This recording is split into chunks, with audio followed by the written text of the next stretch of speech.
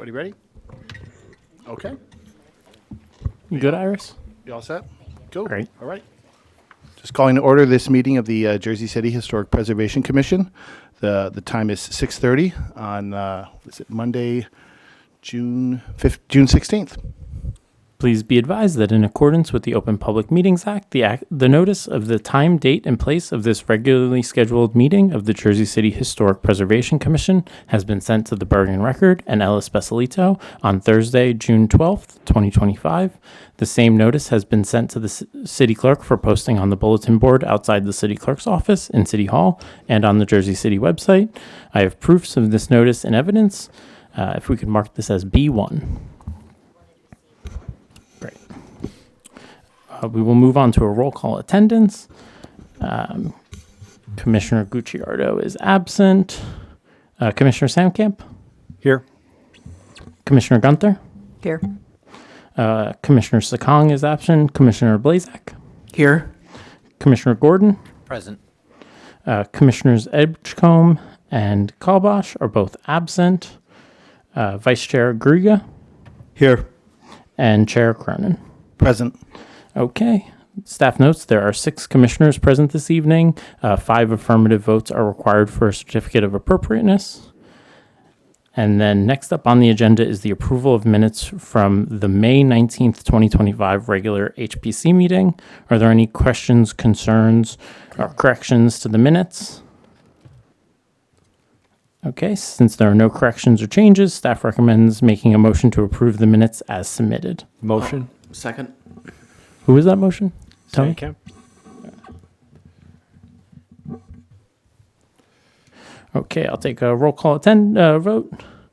Commissioner Samkamp, Aye. Commissioner Gunther, Aye. Commissioner Blazak, Aye. Commissioner Gordon, Aye. Vice Chair Griga.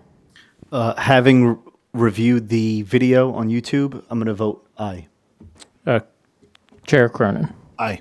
Okay, there are 6 votes in favor, none against, no abstentions. The minutes from the May 19th, 2025 meeting are approved. For correspondence, all copies of correspondence and all application materials are linked on the agenda through their application numbers.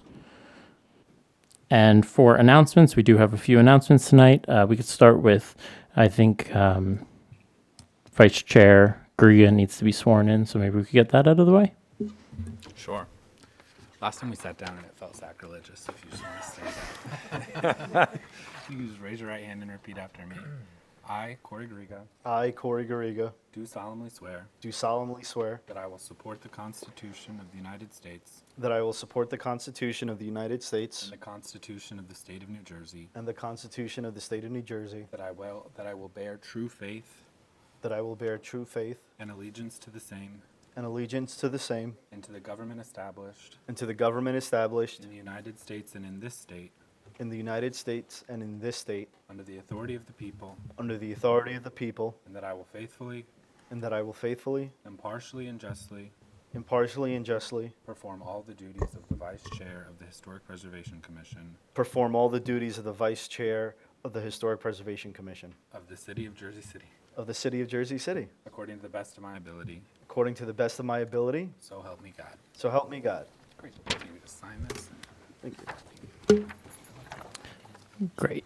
With that out of the way, we do have a few updates on some application materials on the agenda. The first one, in old business, case 8A, demolition review for 1051 Garfield Avenue, B-25-0007, has elected to carry to the July 14th, 2025 HPC meeting.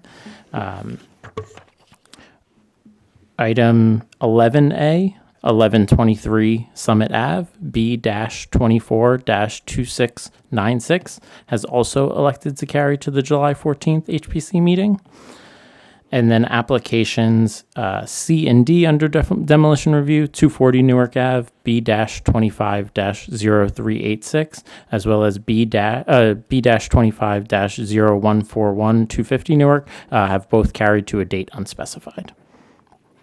Okay, with that out of the way, that is all of the updates and announcements for the agenda. If there are any members of the public who would like to speak regarding matters of historic preservation that are not listed on tonight's agenda, please approach the public comment mic. Again, this is for matters that are not on tonight's agenda.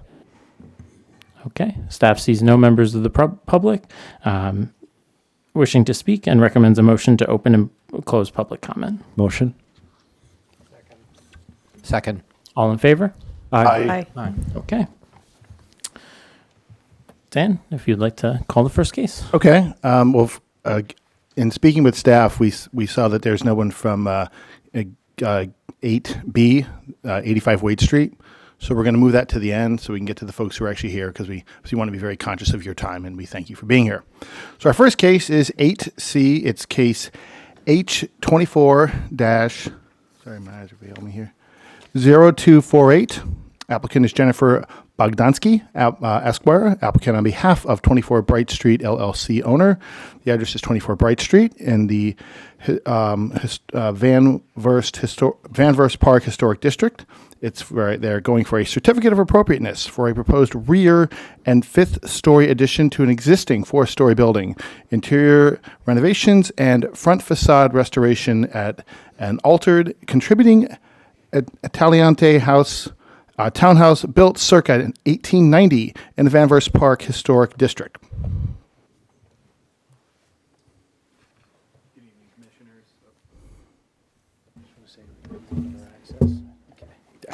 Good evening, Commissioners. Tom Lean from Connell Foley. Ms. Bogdansky is a member of my firm. I'm appearing on her behalf for the owners of 24 Bright Street. The application before you today is a request for a certificate of appropriateness for a addition to an existing 4-story building. It is in the Van Vorst Historic District. It is a 5-story addition that is set back about 20 feet from the existing building. We are asking for some variances from the planning board, and we're asking for your recommendation of approval this evening. We only have one witness. It is our architect, Anthony Vandermark, and I'm going to have him get up and quickly run through the plans.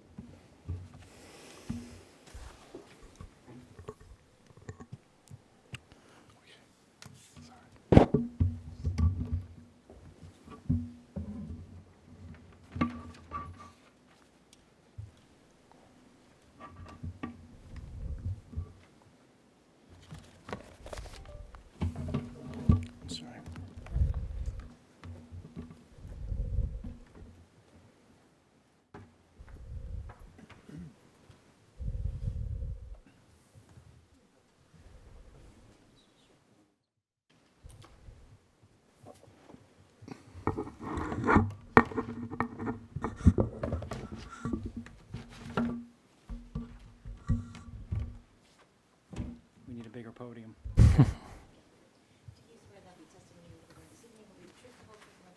I do. Sure. That is Anthony C. Vandermark Jr., Vandermark, Vandermark, principal of the architectural firm of MVMK Architecture. And Mr. Vandermark, you are a licensed architect in the state of New Jersey.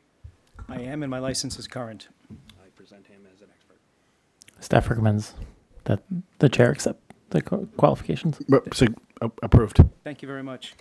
Can everyone see this, or do we need these monitors turned on? I will get that going Thank you. right now.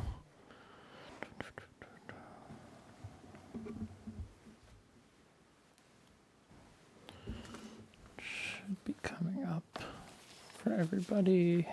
And Mr. Vandermark, while we're waiting, we might as well just... Perfect. Thank you, yeah. Michael. Might as well state what you are presenting to the board. This is a presentation that you've prepared. Yes, this is a presentation. This includes the full HPC filing set, as well as some additional rendering exhibits, and of course, a cover page that you have before you. Yep. So again, thank you for all for being here this evening. And tonight we're here for the application at 24 Bright Street. And this application before you it's a full complete renovation. It's an exterior restoration to an existing 4-story historical resource. In this case, it is a townhome. And And we're proposing a 5-story rear yard addition to the application. Top left-hand corner, pre-existing site, 25 feet wide, 100 feet deep. It's approximately mid-block on the northern side of the street of Bright Street. Again, the western to eastern diagonal block before you is Grand Street, and the north-south over here at the intersection is Grove Street.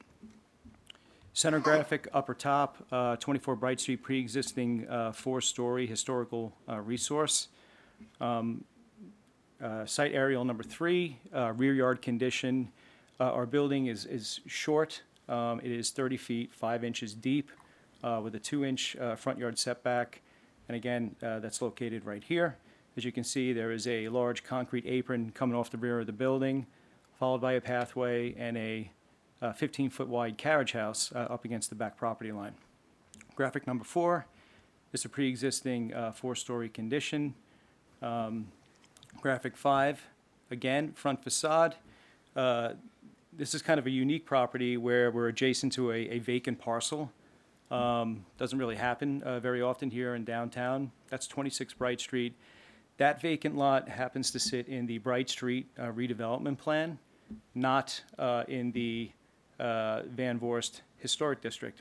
However, that vacant parcel, when it is going to be improved, is required to come in front of this commission. So that eventually will be here. Immediately to the left, to the western portion of the vacant parcel, again, is part of the Bright Street redevelopment plan, and that is a 5-story, 57-foot-high multifamily building. Graphic 6 is from the east looking west. We have a pre-existing 4-story with the green siding here adjacent to us. That's at 22 Bright. Similar graphic at graphic 7.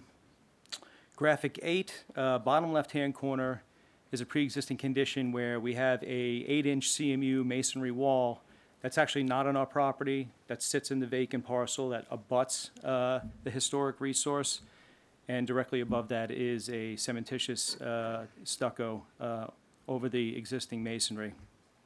In the foreground, number 9, we wanted to show the pre-existing condition where there is a front yard gate line and a planter.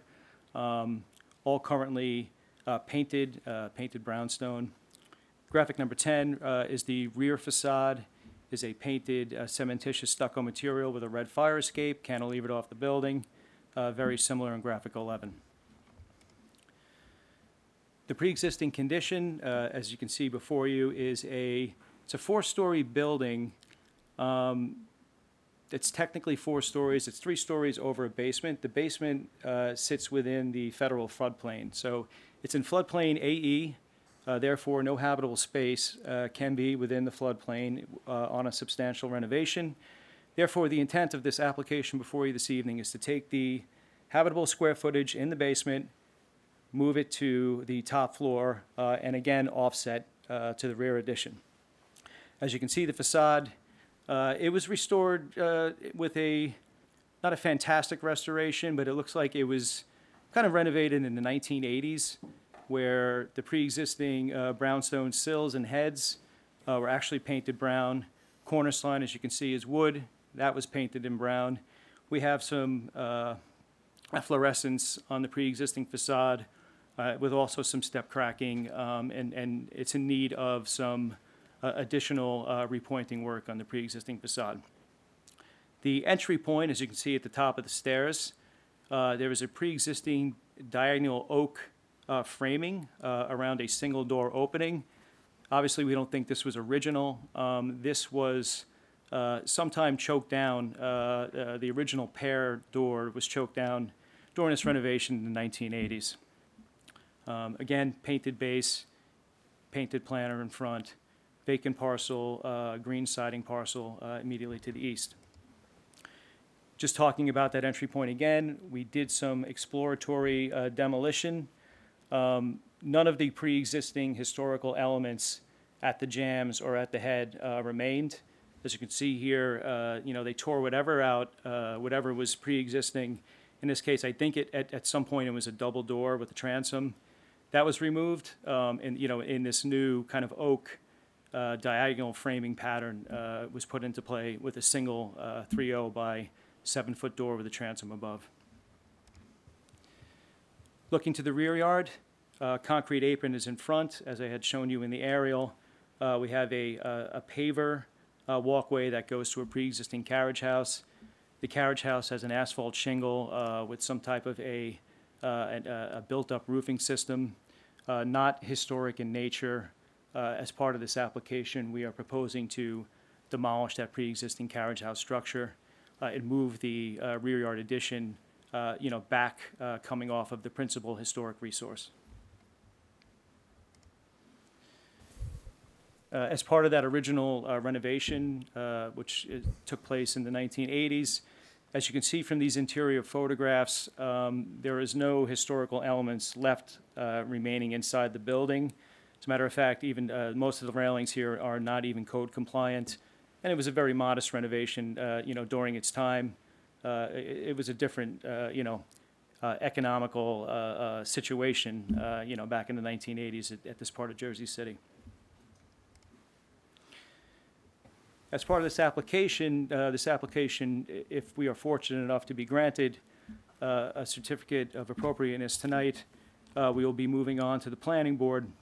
This application has 3 variances that we're requesting. One is for building coverage, where 60% is permitted. With the addition, we are proposing 67.5%. We are requesting a height variance in number of stories. Again, the pre-existing condition is 4 stories. However, the first story sits within the federal floodplain. So what we're doing is we're adding that habitable story to the top floor at the rear addition. So therefore, this application requires a height variance for number of stories from 4 to 5. The height in feet, we are requesting a 3'1" height variance.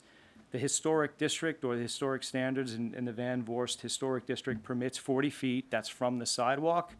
We are requesting a height variance for 43 feet 1 inch. That is a C-type variance as far as planning board terms. A lot of other districts in Jersey City, as well as redevelopment plans, usually add the height on top of the base flood and design flood elevations. In this case, that does not occur in historic districts. So therefore, we are in need of requesting a height variance for number of feet for 3 foot and 1 inches for that top floor addition. This proposed application has 4 units. The pre-existing condition has 3. We have 4 2-bedrooms as part of this application. One is at 1,356 at the second floor. Now, remember, the first floor is at the basement, which is unoccupied. Floors 3 and 4 are both 2 bedrooms at 1,588 square feet. And the top floor, which is set back 29 feet 8 inches from the cornice line, is 830 square feet, and that's an additional 2-bedroom. The gist of the application is here before you. We have a 4-story pre-existing historical resource. That's shallow. That's at 30 feet 5 inches in depth. That's the yellow box in front of you, top graphic. We're proposing a 5-story addition set back 29 feet 8 inches off of the front facade. We have been through multiple variations of this application where that addition came over the top of the pre-existing historical resource. Ultimately, ownership has allowed me to move that addition all the way to the actual rear of the historical resource, eliminating any connection between the historical or coming over the top of the historic resource and the new addition. In this graphic, as you can see here, based on a 6'1" height, staring over the cornice line, you will not see the addition from directly across the street from the adjacent sidewalk to the back of that sidewalk. There are 2 red lines in the upper graphic. One shows you where the base flood elevation is. That's the lower red line. And the upper red line is where the actual first habitable floor is permitted to be under the AE flood regulations. As part of the NJDEP standards, when you have a substantial renovation and addition such as this, you cannot leave the pre-existing condition or habitable space within the floodplain. It must be removed. And in this case, we removed it to the top of the new addition, top left-hand side. As you can see, the pre-existing bulkhead As part of this application, is tiered and stepped, and we actually moved the stair back out of the line of sight from across the street. So again, pre-existing resource at 4 stories. Principal roof is at 34 feet 1 inch. The top of the cornice line is at 36 inches, and the top of the new addition is at 43 feet 1 inch. Looking at this in site plan, pre-existing building coverage with the carriage house is at 45%. The impermeable lot coverage at 74%. Focusing on the graphic on the right here, the yellow is the pre-existing historic resource at 4 stories. We have a 5-story addition to the rear of this. The rear yard setback complies with the planning board. We're at 34 feet 2 inches, or excuse me, 32 feet 4 inches, which is permitted within the zone. However, we are requiring a building coverage variance from 60 to 67.5%. The lot coverage with the new addition at 77% complies with the historic district standards. As part of this application, we have all new curbing, new charcoal colored sidewalk, new street tree with a planter that will be approved by the Forestry Commission, and the front planter will be re-landscaped as well as restored with the brownstone stairs adjacent to it.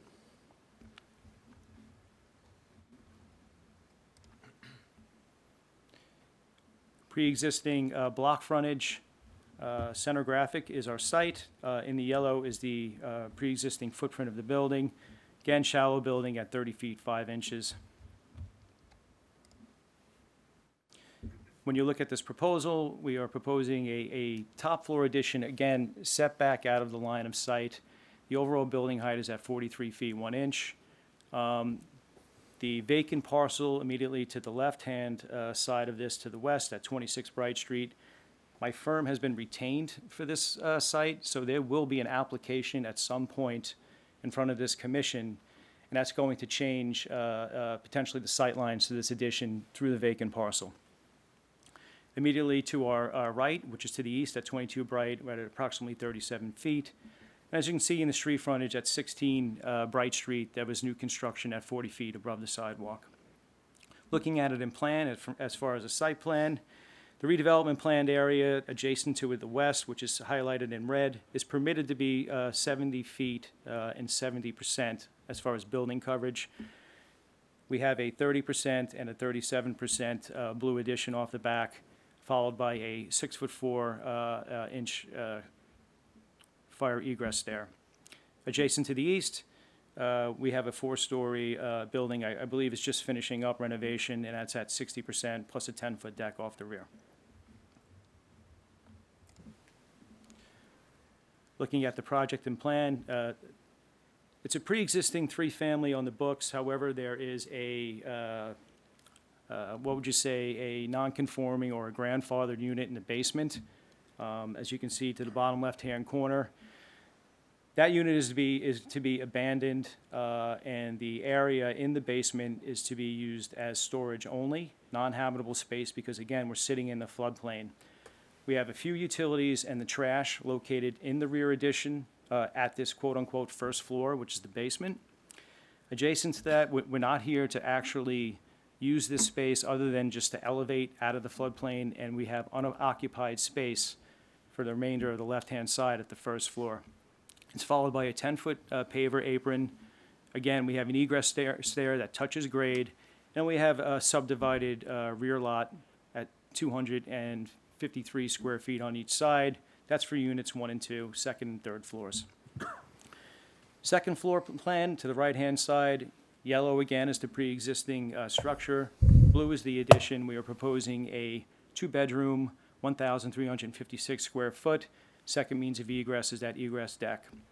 Again, it's 30 feet 5 inches and 37 feet 1 inch off of the rear of that, totaling 67 feet 6 inches here as the total assembly of the building. Floors 3 and 4, similar. Again, 2-bedroom units, and these units are at 1,588 square feet. And then ultimately, at the quote-unquote 5th floor, the 4th usable floor above the floodplain, we have a setback 5th floor addition 29 feet 8 inches out of the line of sight. We have an extensive green roof in the foreground of the first 15 feet at 328 square feet, and then we have a 14-foot 8 addition at 350 square feet. That addition railing is glass, so you will not actually see this railing system from the street. We figured a all-glass railing will have the minimal amount of impact on this deck structure. And again, you have an 830 square foot, 1 or 2 bedroom conversion off of the rear. As part of this application, if we do reach the planning board, we are proposing a stormwater detention system.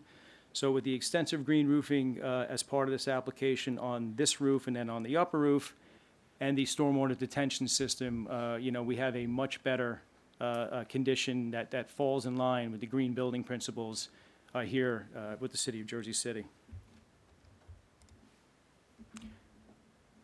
The upper roof, again, we have a small extensive green roofing L, as you can see here in green, at 131 square feet. And then we have 2 upper roof decks that are going to be used by units 3 and 4. Between the extensive green roof on the upper and the lower, it totals 459 square feet, which is 18% of the lot area, or 27% of the overall roof area will be green roof. Going back to the front facade of the historical resource, again, the pre-existing mortar joints on the facade will be hand raked, and a new mortar set will be put back in its place, matching the original color, which will be determined at the time of removal or the repointing. The brick itself will be, scrubbed with a light bristle brush, again, restored to the 1938 tax photograph. The 1/1 matches the 1938 tax photograph. And again, we have a setback almost 30 feet top floor addition that is done in a red hardy plank siding with a picture window for access to that upper roof deck. Lower railing system is going to be scraped clean and repainted. And again, new brownstone finish at the base, at the stairs, at the heads and sills of the pre-existing window openings. And last, we will be returning the entry door at the top of the stairs to a pair, transom over the top, back in line with the 1938 tax photograph, and what we actually see fit for this pre-existing structure. Anthony, just make sure you're speaking into the mic. Just so, yeah, thank you. Existing rear elevation, number 1.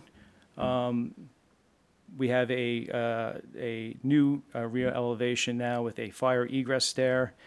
It is to be determined by the Department of Community Affairs, because we received an opinion letter that the existing fire escape cannot be put back on the back of this building due to the extent of the renovation.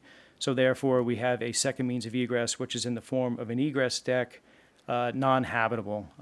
It'll be painted black. And again, we have a red hardy plank siding off of the back of the building, horizontal siding. Going back to the viewing lines, again, we went through great lengths to make sure that this addition wasn't visible from mid-sidewalk or across the street. And Bright Street happens to be an actual wider, right-of-way at 80 feet as opposed to a typical 60. So we think at 29 foot 8 inches, this addition has zero impact, from the sidewalk or from the street line. And again, as you can see above the existing historical resource, we will have a peak of the glass railing system coming over the top of the existing sloped roofing coping from the existing historical resource. The height of the historical building, as previously mentioned, 34 feet 1 inch, 36 feet to the top of the cornice, and again, we're at 43 feet 1 inch to the top of the addition.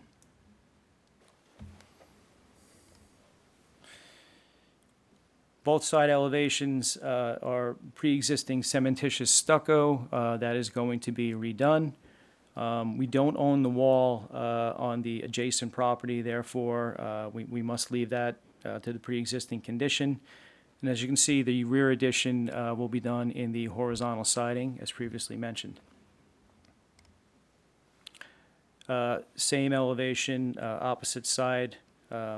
Again, egress stair on the rear. We're redoing the cementitious stucco material on the side elevation, horizontal siding in the middle, and then rear egress stair to the rear. Renderings of the front view, standing across the street. We have it noted as addition, but again, you cannot see that from directly across the street. Standing east, looking to the west in perspective, graphic number 5. You cannot see the proposed addition over that green historical restoration that's just occurred. Graphic number 2, middle left side. This is the only location where you're actually going to be able to see this addition. It's through the vacant parcel, and again, you have to be standing west of the property. Any addition, if it's rear, 4 stories, 5 stories, will be visible only because of the existing condition where there's a vacant parcel there. Graphic number 3, once again, the addition is not visible. And the aerial view, graphic number 1, I have another slide for that. And as you can see, in yellow and in blue, this is what the composition of the proposal is. We have a very tall, almost 60-foot tall building to the west across the vacant parcel. We have a 70-foot deep multifamily there immediately to the west. There will be a 4-story, either 43-foot or 40-foot tall building immediately in the vacant parcel, which will be at 70%. In the foreground, adjacent to the east, again, 60 feet deep. It's a 4-story building that includes the basement. It's tiered. It has 1 story, actually lower to the rear, and then it has a 10-foot, 2-story deck addition. The proposed top floor addition at the 5th floor, once again set back. It is a red cement board siding. We have a picture frame of a charcoal gray ACM, followed with black windows, swing door, casements, and lower transom.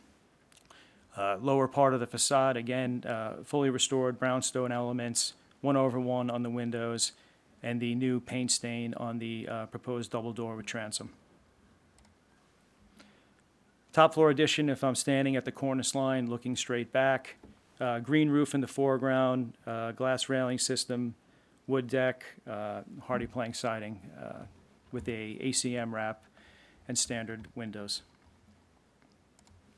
In the event this building is proposed, again, we will lose any view of the proposed addition outlined in yellow what the proposal would be. In the adjacent property, the red line would be the floodplain.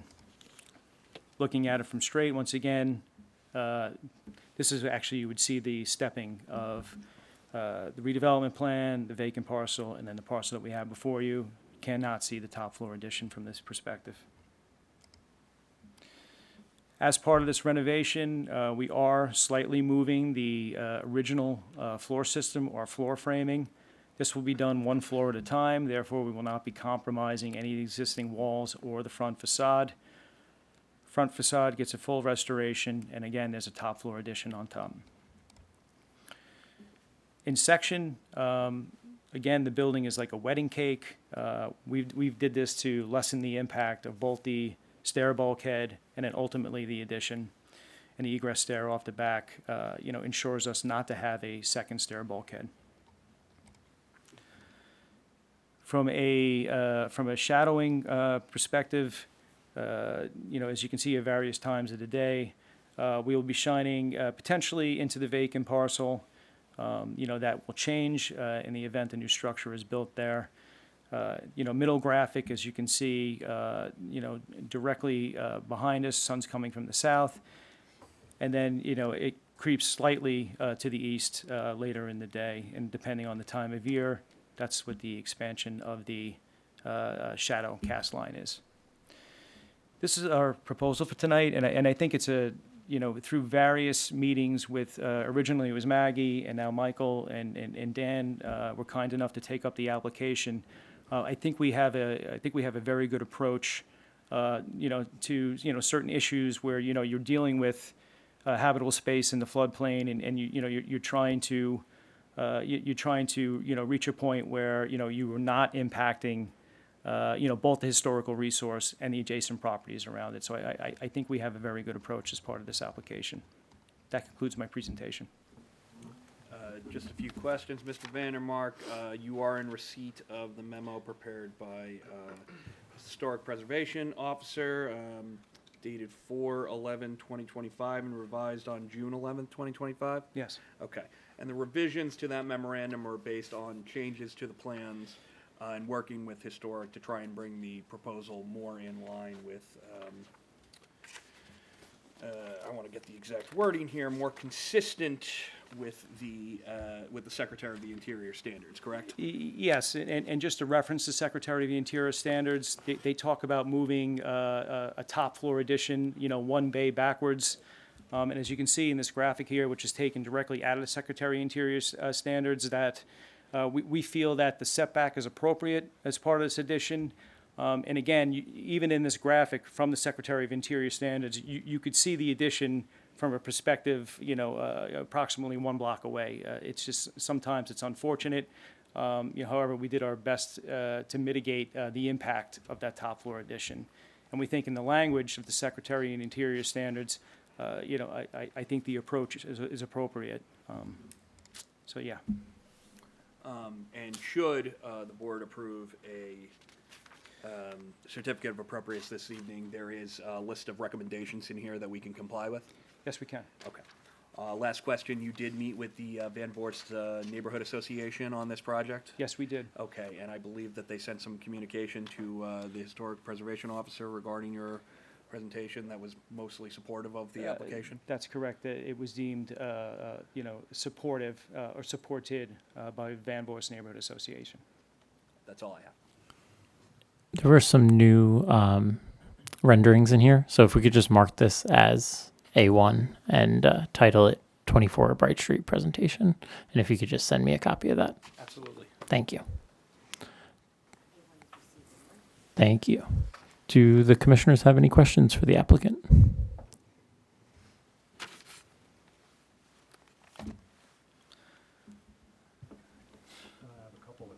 I have a couple of questions. I'm not used to giving approval for all the building coverage of that amount. And the original building, what was it, 30 feet deep, and the addition is what, 36, 30? Yeah, Something like the original is 30 and a half feet, and then the proposal is at 37. So can you give me, just reiterate what your criteria is for the variance for zoning? Both for the two variances. Yeah, I mean, the two primary ones, Yeah, the height and building coverage. sure. And the building coverage is 7% above what is permitted. However, we are compliant with the back of the building. And is the intent to actually,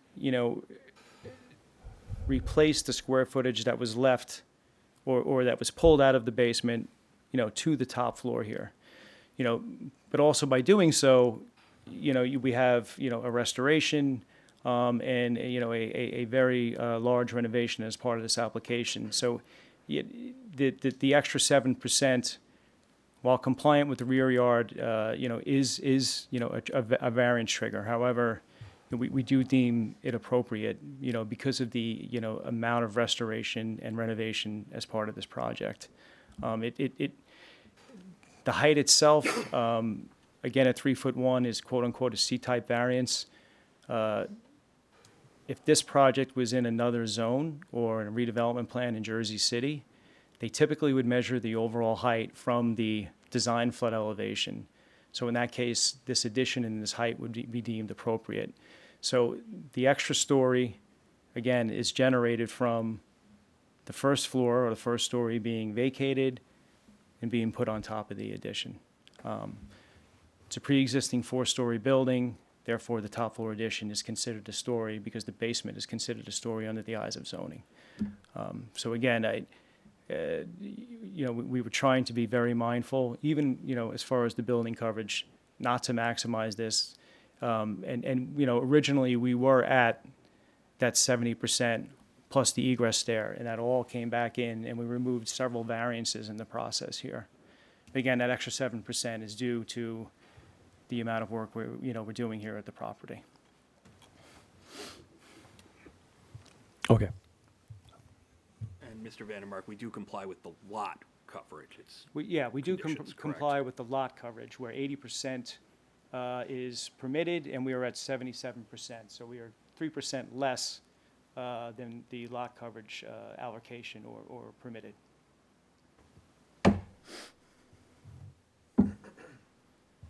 Could you go back to the block plan for a moment? Sure.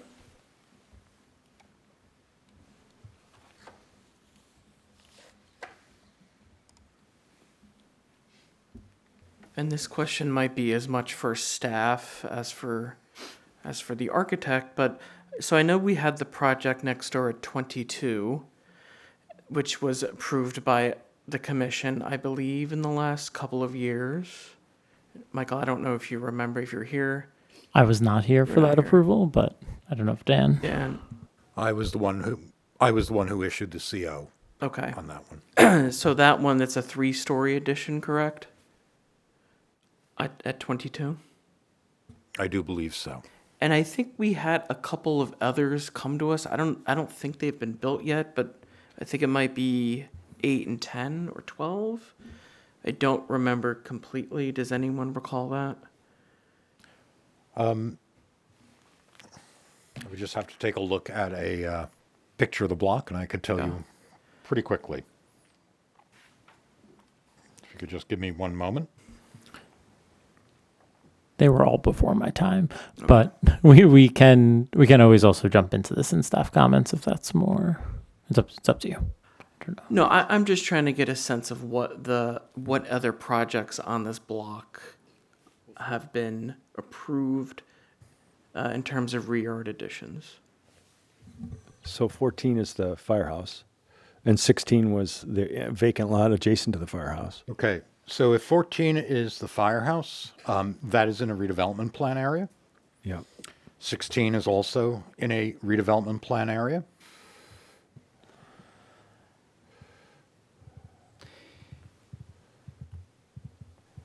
(18, 20, 22 was recently approved. That is a frame structure.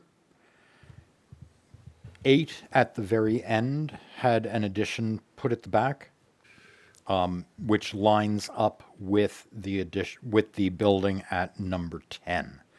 I believe that the addition at number 8 is 4 stories, while the addition at number 22, I believe, is 3. Okay. I think I might be thinking, and I'm thinking it might be something on the block between Jersey and Varick where we had some, and it was kind of a similar thing where there was an addition and a vacant lot next to it, but then the vacant lot was also a new building that we were going to approve. We had 88 and 90 Bright Street. 88 and Re- 90. that That's was- what mine I might be thinking of. Yes. 88 and 90. Yeah. Okay. That was But I do know the situation. 22 was done by us in the last few years. Okay.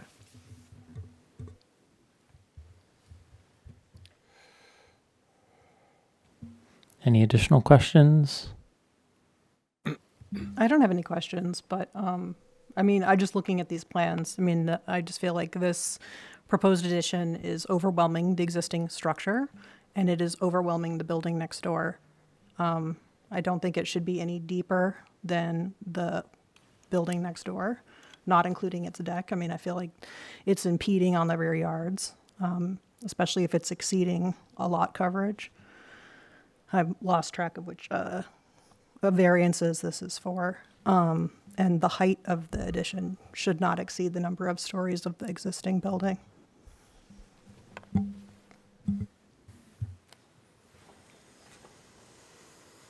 Was and I don't know if we can look that up now, but at 88 and 90, was there an addition component to that of a rear yard addition that was taller than the existing building?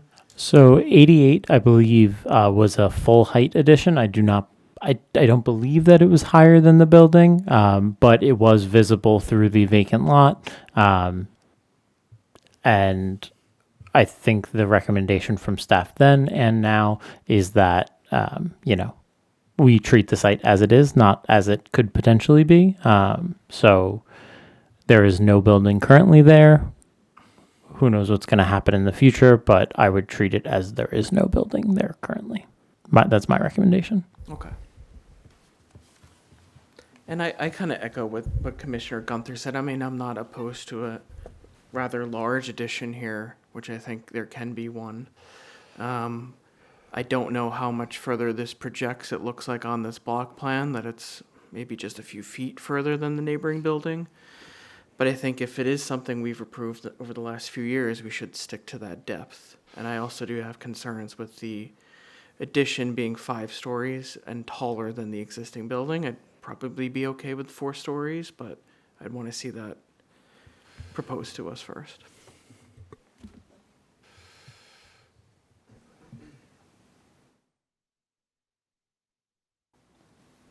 Any additional comments?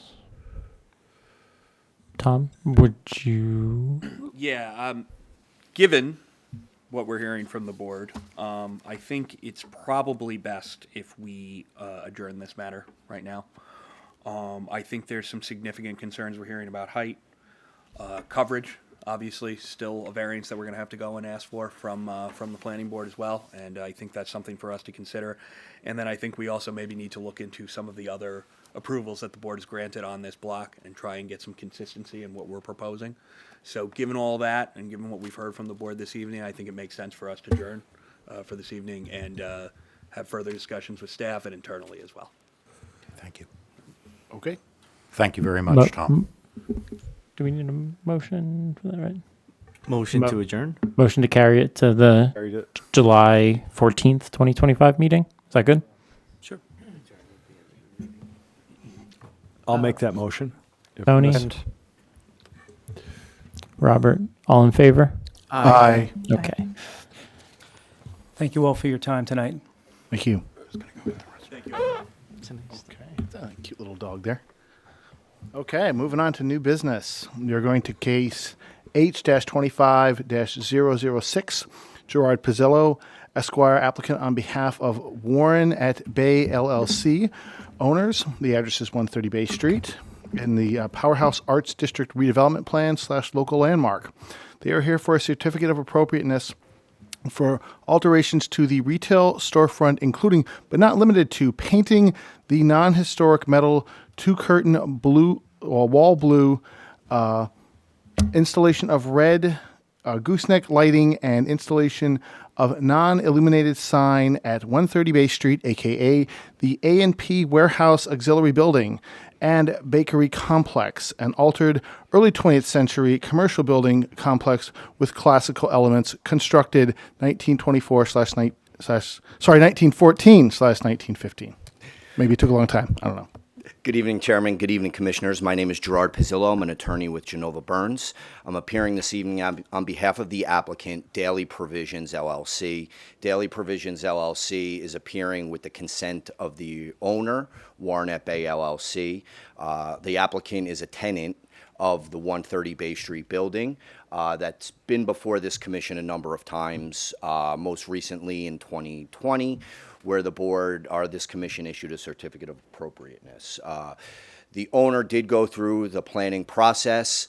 Ultimately, what the proposal was before the board at the time was for the adaptive reuse and addition of the A&P Bakery and Auxiliary Warehouse building. The applicant, the owner, did obtain all their approvals. They did finish the construction, so the rehab is finished. Part of the building or the addition was for an office and commercial uses.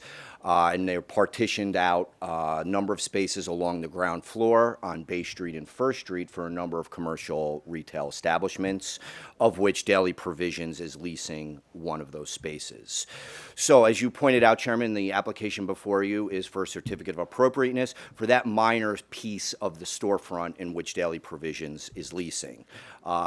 They are minor. Our presentation is going to be brief. I have one one witness, our architect, Alberto Pena, who will walk you through the changes. But essentially, as you said, Chairman, from the agenda, it's for a painting of the curtain wall from a black to a blue, brand signage, and some lighting.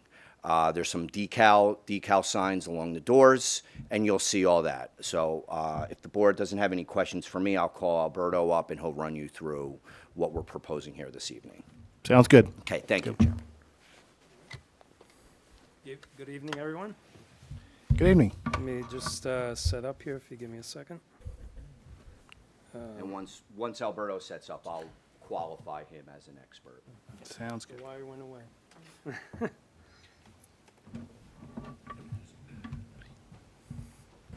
Okay.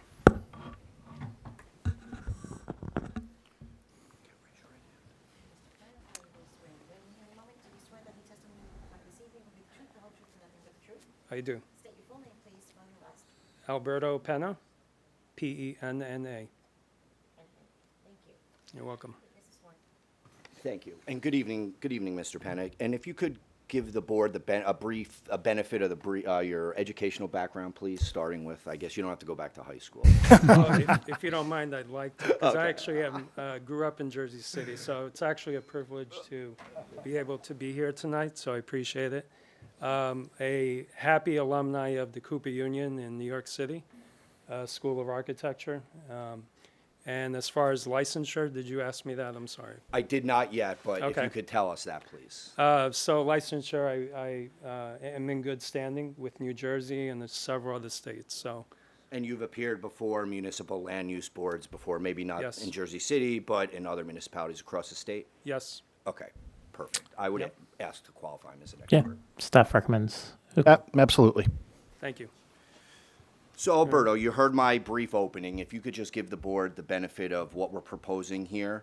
I know as you pull up your sheets, Yep. we did, and I will ask if we can enter this as an exhibit A1. It's a 4-slide presentation. The plans we submitted were 5. There was just a graphical clarification that Alberto wanted to show, which more accurately depicts the glazing of the storefront. It looked a little blue on the submitted set. We wanted to get something clear for you guys. So I would just ask we move this as Exhibit A1. All right, just getting, Thank you so much. It doesn't look. It looks like the HDMI cord is a little jiggly, but it should be working now. yeah. Yeah. I don't. Might be a setting here as well. Yeah, here we go. Start mirroring. I think we're good there. Should see it now. There Just we go. takes a minute. There we go. There we Okay. go. I got my pointer. Okay. So, again, thank you for the privilege of presenting.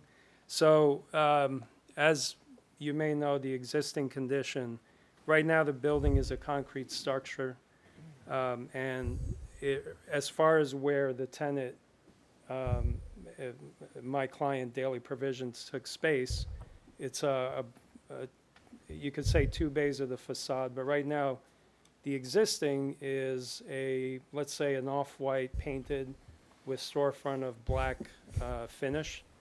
And originally, the landlord, when they came through historic, came in with a proposal of 2 signage bands across the top of each bay.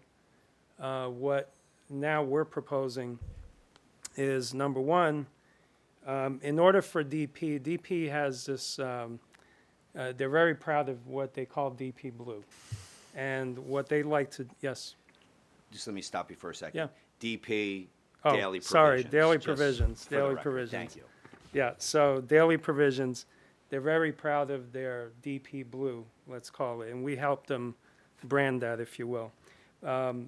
But what they're looking to do is recolor the facade, essentially take the piers that are pretty much your off-white or white, and then paint their DP Blue, as well the storefront, to convert that black storefront finish to a DP Blue finish.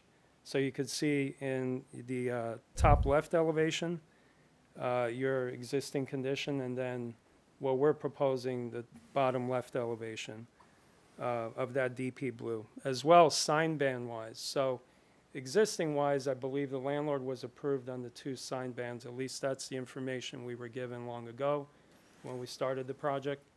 What DP would like, Daily Provisions would like to do is abandon the second, or let's say the right bay signage, and just have their signage over the main entry, which is, let's call it the left bay. As well, there is a detail of the main entry on the left bay, their signature brass hardware. So they would like to replace the hardware on those doors with a brass hardware door. And the right set of doors, their intent is not to use that as the main entry at all. Your left bay is their main entry, so they don't want to recommend a replacement of that hardware, so they would leave that hardware in place. As well, on the bottom elevation, you'll see several notes about the dog hook and signage. And what that signage is not your main Daily Provision signage. Is really just, please use other door. It's really a decal on the door, as well as the dog park decal just above where they would like to park it. Yeah. And if I could stop you right there, Alberto. The details and those decals are in the portal, right? They're on page 5 of our submitted set? Correct. Okay, Yes, thank you. yes. Continue. And the last thing, they want to install 2 security cameras. So one would be at your left of the left bay, and one would be at the right of the right bay. And one thing I do want to go back to is the signage.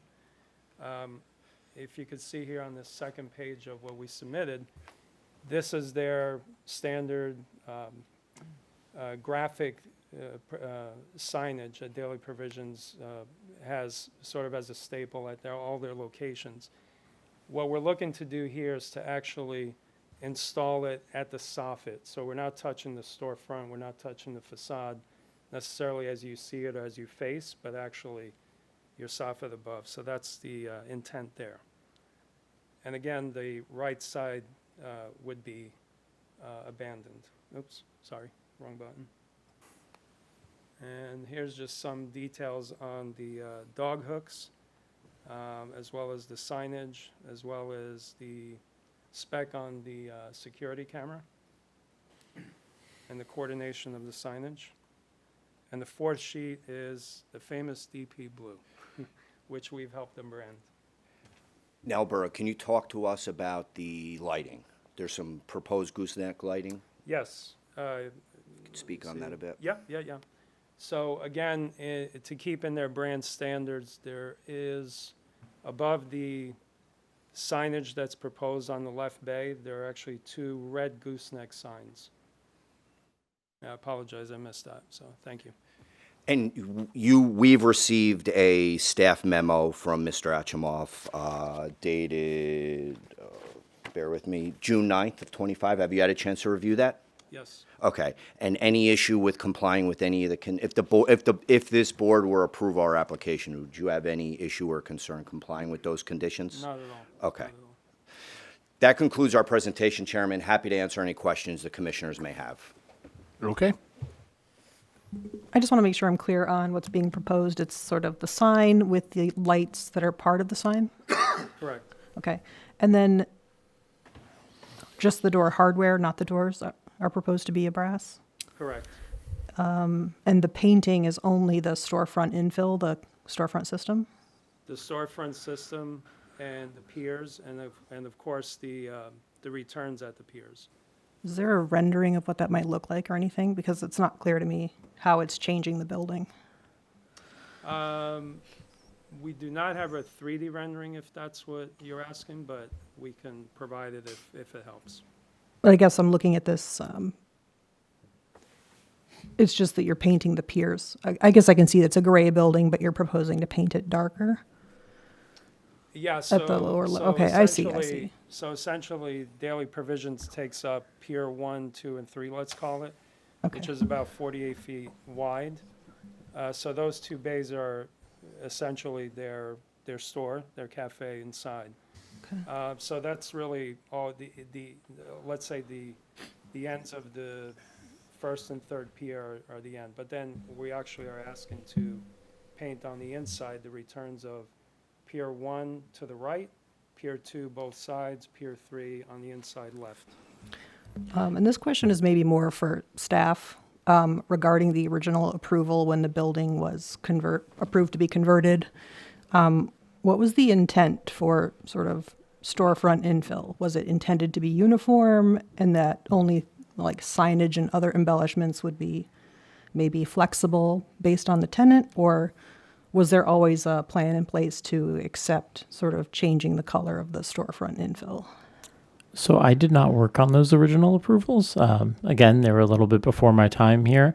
I will say, I think with all kind of applications where we have fit out proposed for the future, we always kind of allow for, applicants to come back. I'll get into it more during staff comments, but we did do an approval at the staff level for this applicant to do the interior fit out as well as some base signage. They elected to come before you and present this modified signage rather than proceeding with what was approved on the base building.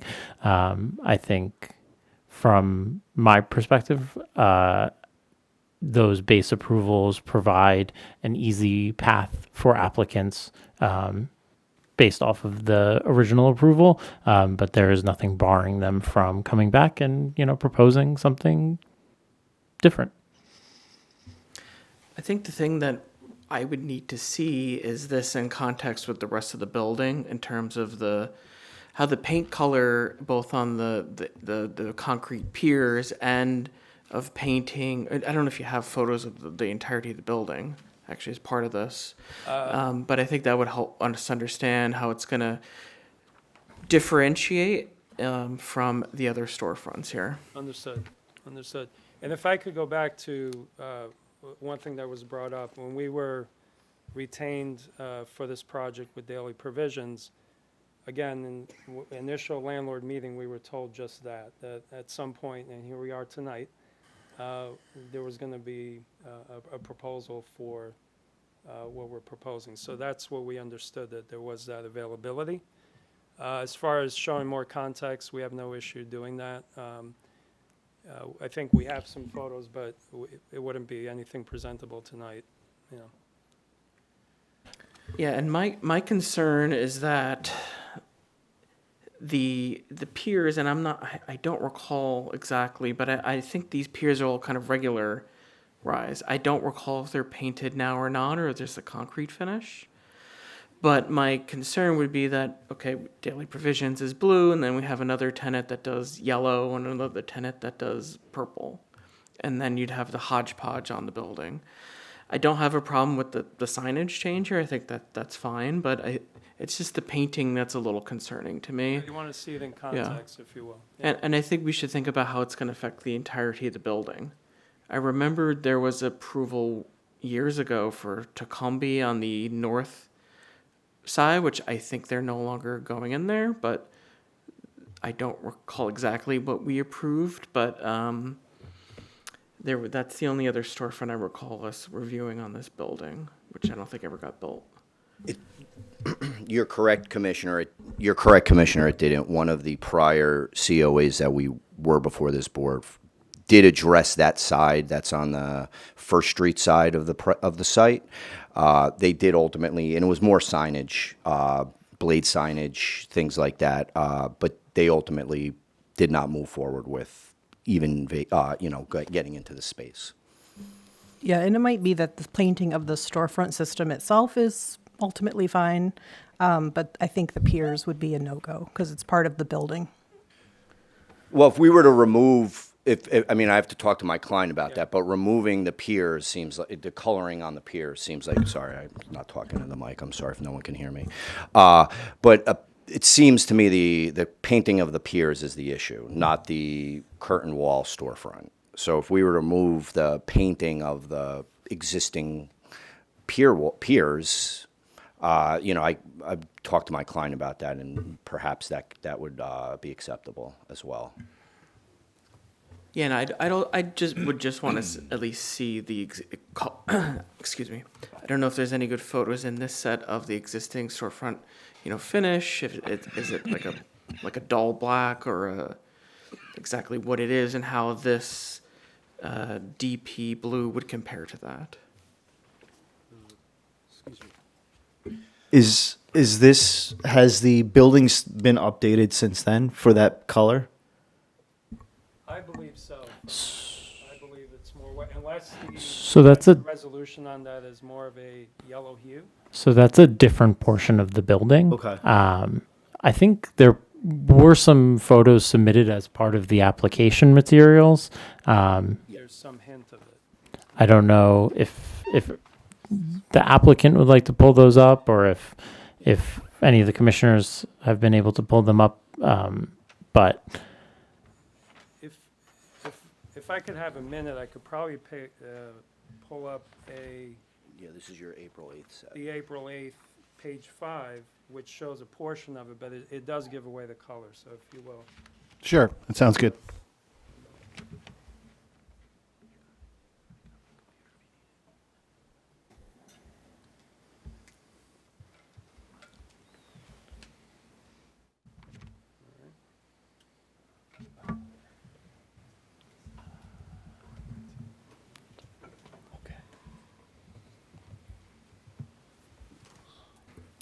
Is anyone else having problem downloading things on their tablets today? Yeah. I believe it's just the Wi-Fi in this room.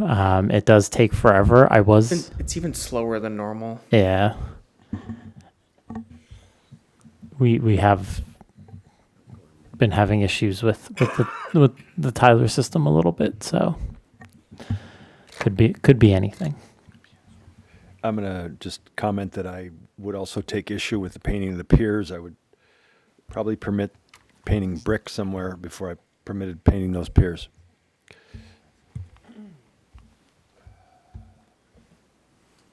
All right, so if you can see the top right, actually the first top left, second, you get a hint of the soffit there, the white, and the top most right, the fifth photo across the top, you can see the white. It's not the yellow hue that maybe was previous, but it is more of a white, maybe just an off-white, but it's close to very white.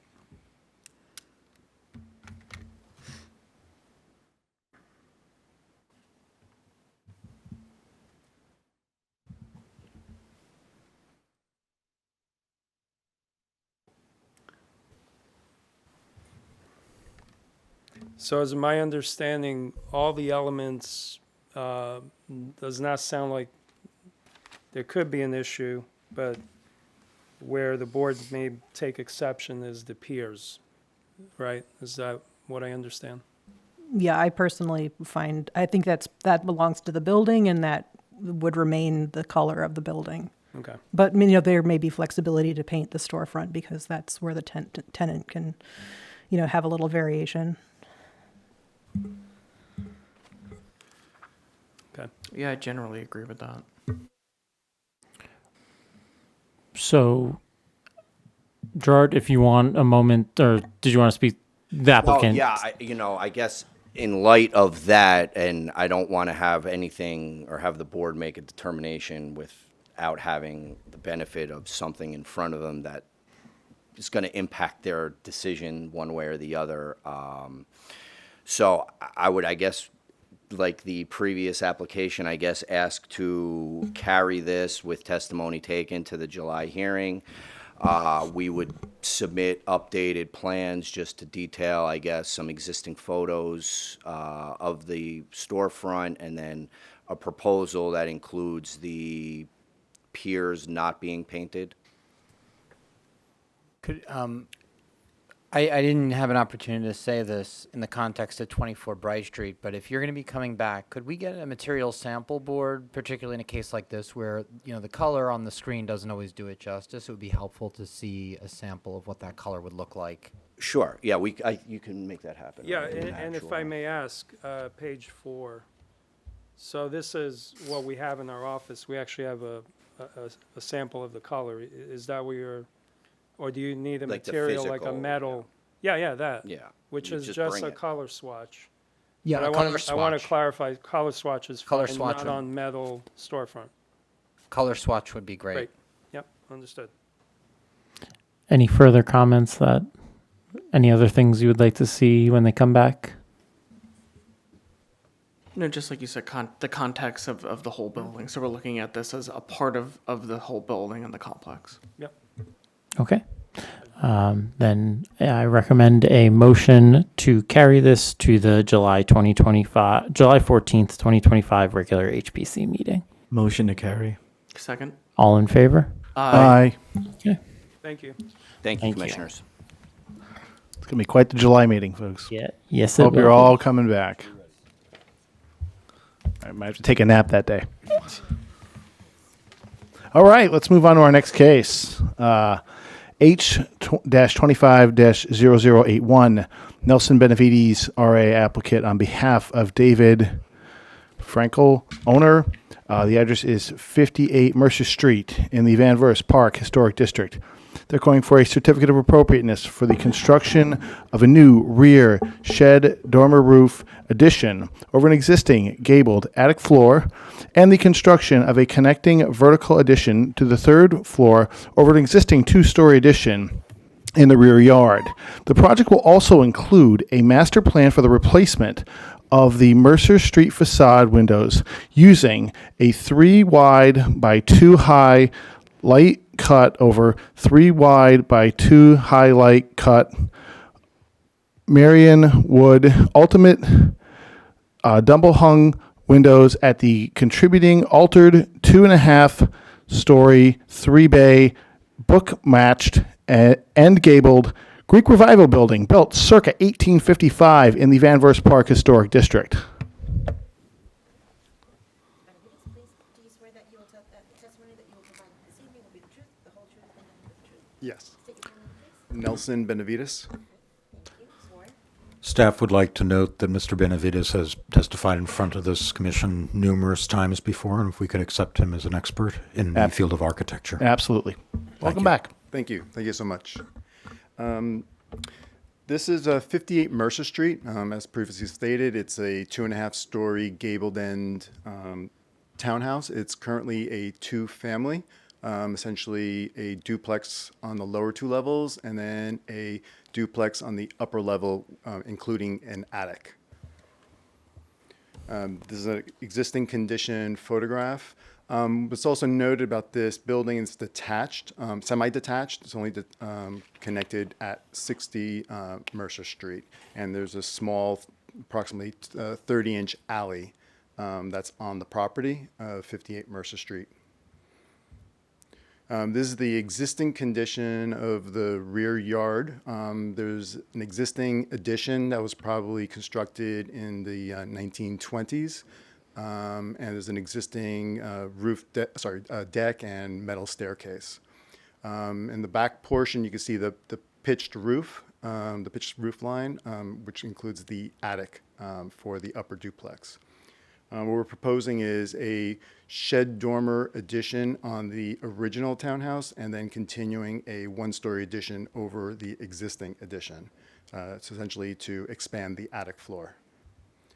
This is the existing site plan, and this highlights the proposed addition over the pitched roof for the shed and the rear yard addition, 1-story addition over the existing one. This is the proposed demolition of the attic floor. This is the only area that's going to be affected with work is going to be the attic. No other work on the other floors proposed with the exception of window replacements. This is the proposed plan, adding a bedroom and a bathroom to this floor. over the existing addition in the rear yard, and then just a dormer roof over the existing building. And this is the proposed roof plan. We're not we're not going above the existing pitch of the roof, so we're starting at the ridge and flattening it out and then creating a mansard roof towards the back. This is the existing elevation of the rear yard and the proposed.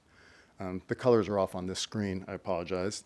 The area that's highlighted in the brick, sort of the lighter color, which is essentially the brick, that is to remain. The existing brick will remain in place, just highlighting the area of the work.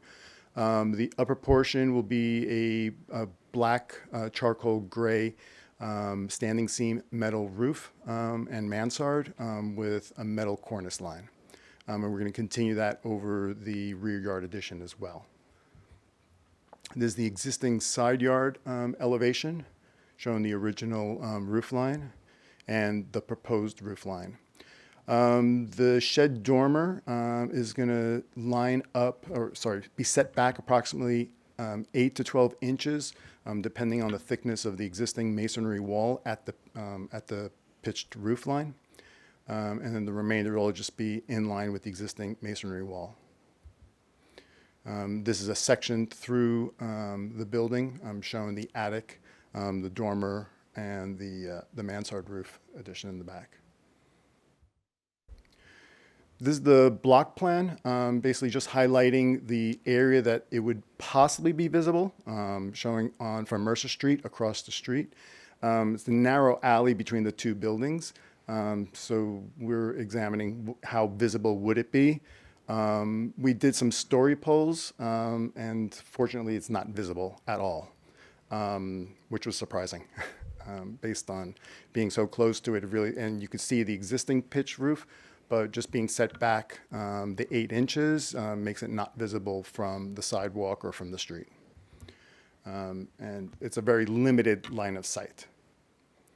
And this is the furthest view. And you can see here, you only see the pitch of the adjacent building on 60 Mercer Street.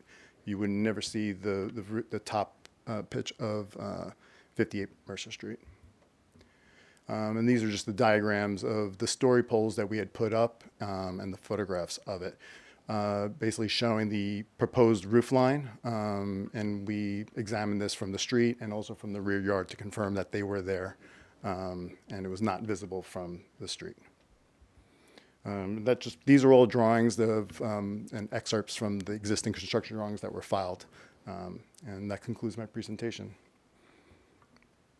I have all the details of the rear yard mansard, basically showing all of the metalwork and the standing seams and sort of the setback off the alley side. Okay. Thank you. Thank you.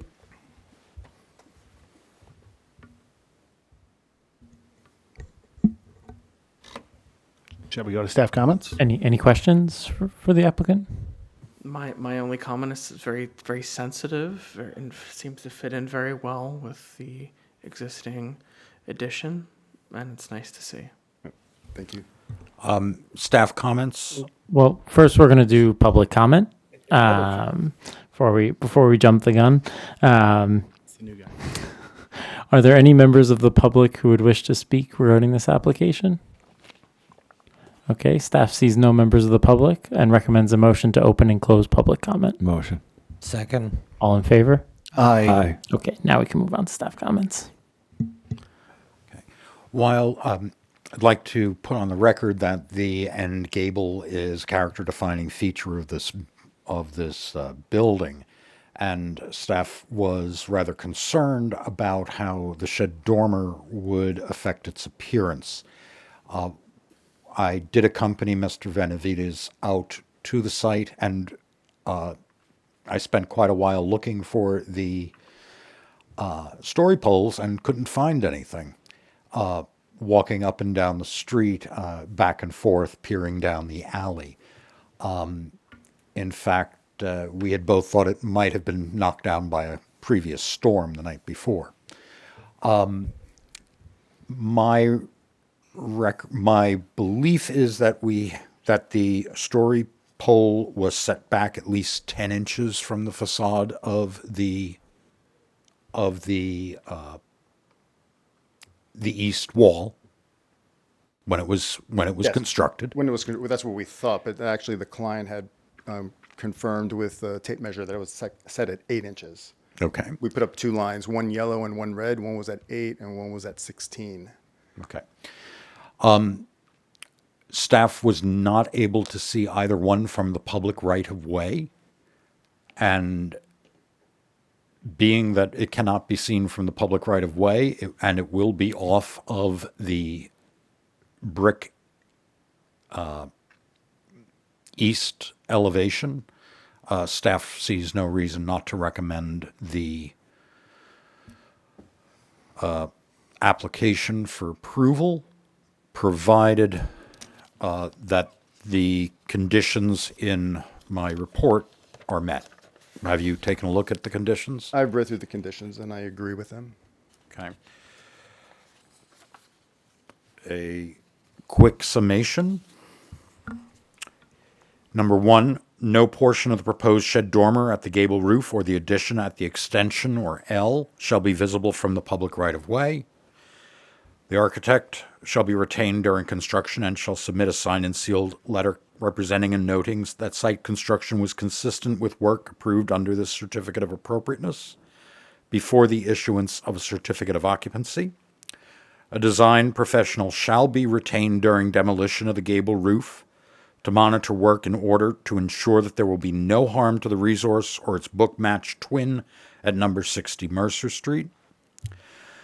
The appearance of the slope at the roof ridge shall be maintained. There is a very slight dip in the roof ridge when viewed from Mercer Street. And then 5, 6, 7, 8, and 9 are our general and usual standards, which are written in the report. Regarding the windows, the building was built most likely prior to 1860, but using circa 1860 as a date, a 6/6 pattern would be appropriate. Other buildings on the street on Wayne Street of the same period have the same 6/6 or 3x2/3x2 window. These are a Marvin Wood Ultimate double hung window with a putty glazed profile at the sash, at the glazing. So they should appear to be relatively close to the original windows that were in the building. I actually have a question maybe for the architect, but what is the reason that this is a master plan? They don't know if they're going to be moving forward with the window replacements at this time. But if they are doing the amount of work and they are going to do the upper floors, they want to have that laid out for the future for the bottom duplex. And is it the same? I think you mentioned it's a 2-unit building, but is it It's a single owner. It's a single owner. Yes, Okay. yes. It's not a condo. And is that that multi-light transom the existing condition? That is the existing condition.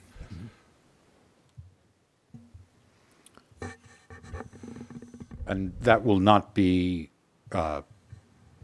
changed or altered. Not at the moment. Not Well, as not- part oh, of this master application. plan. Yeah, not as part of this application. Thank you. So it's the only issue that's not being addressed is the actual door in that frame? That frame is original, though, I take it, you said. The frame appears to be partially original. The door is not, and the door is not part of Not part of this the application. So just to reiterate, staff's recommendation is approval of the certificate of appropriateness with the conditions as read into the record and in the staff report. I'll second the motion. Those Tony and Motion, Janelle? Sandcamp, yes. Okay. Okay, Commissioner Sandcamp? Aye. Commissioner Gunther? Aye. Commissioner Blazak? Aye. Commissioner Gordon, Aye. Vice Chair Grugia, Aye. and Chair Cronin. Aye. Congratulations. We have 6 in favor, no against, no abstentions. The certificate of appropriateness with conditions is approved. Thank you very much. Have a good night. Okay. Let's take a short, 5-minute break or so. Okay. We'll return at, say, 8 o'clock, 8:01? 8:01. Okay. Alrighty. Okay. Let me just sign back in. We can call our next case. Great. And that is H-24-0384. Applicant is Brandon Smith, RA. Applicant on behalf of Franco Nillo, owner. 242.5 7th Street in the Hamilton Park Historic District. They are going for a certificate of appropriateness for interior renovations, front facade restoration, roof decks, and a proposed rear addition and rear deck at 242.5 7th Street, an altered, contributing Italianate variant townhouse built circa 1865 in the Hamilton Park Historic District. Okay, so we're just going to swear you in first.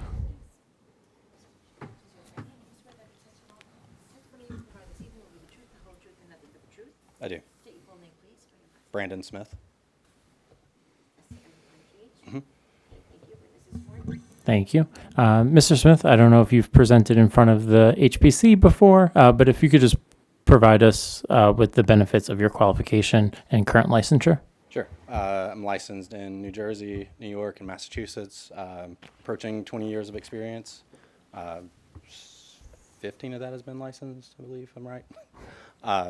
Yeah, so I've been practicing in Jersey City now for 7-8 years now, I guess. Great. Staff recommends that the chair accept the qualifications in the field of architecture. Accepted. Okay. Please begin. Okay. So just to introduce you to the project first, this is the property, 242.5 7th Street. Clients bought it now a number of years back. So they had 2 kids at the time. So we started looking at renovations on it. And then they proceeded to have a third that's coming. So necessitated a little bit more of an expansion. It is one of the narrow 12.5-foot lots. And it was in dire need of work. It was trashed inside, to be honest. To be on the rear, there's like this old rotten wood deck that was quite dangerous to actually walk out on.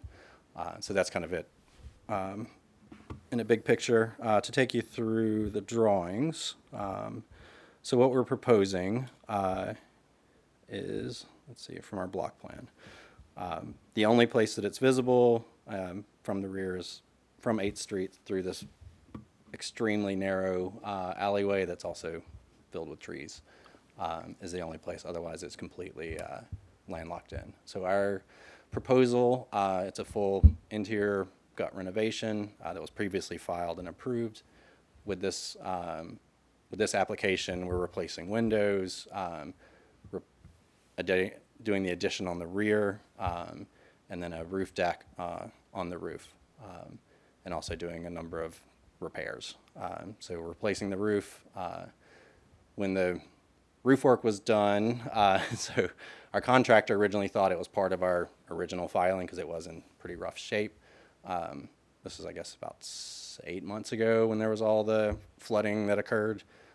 So he kind of rushed up there, replaced the roof, and then later on, realized it's part of this application, not that prior application. So there is a stop work order on that because the roof work was done without it being part of this application, or without this application being approved.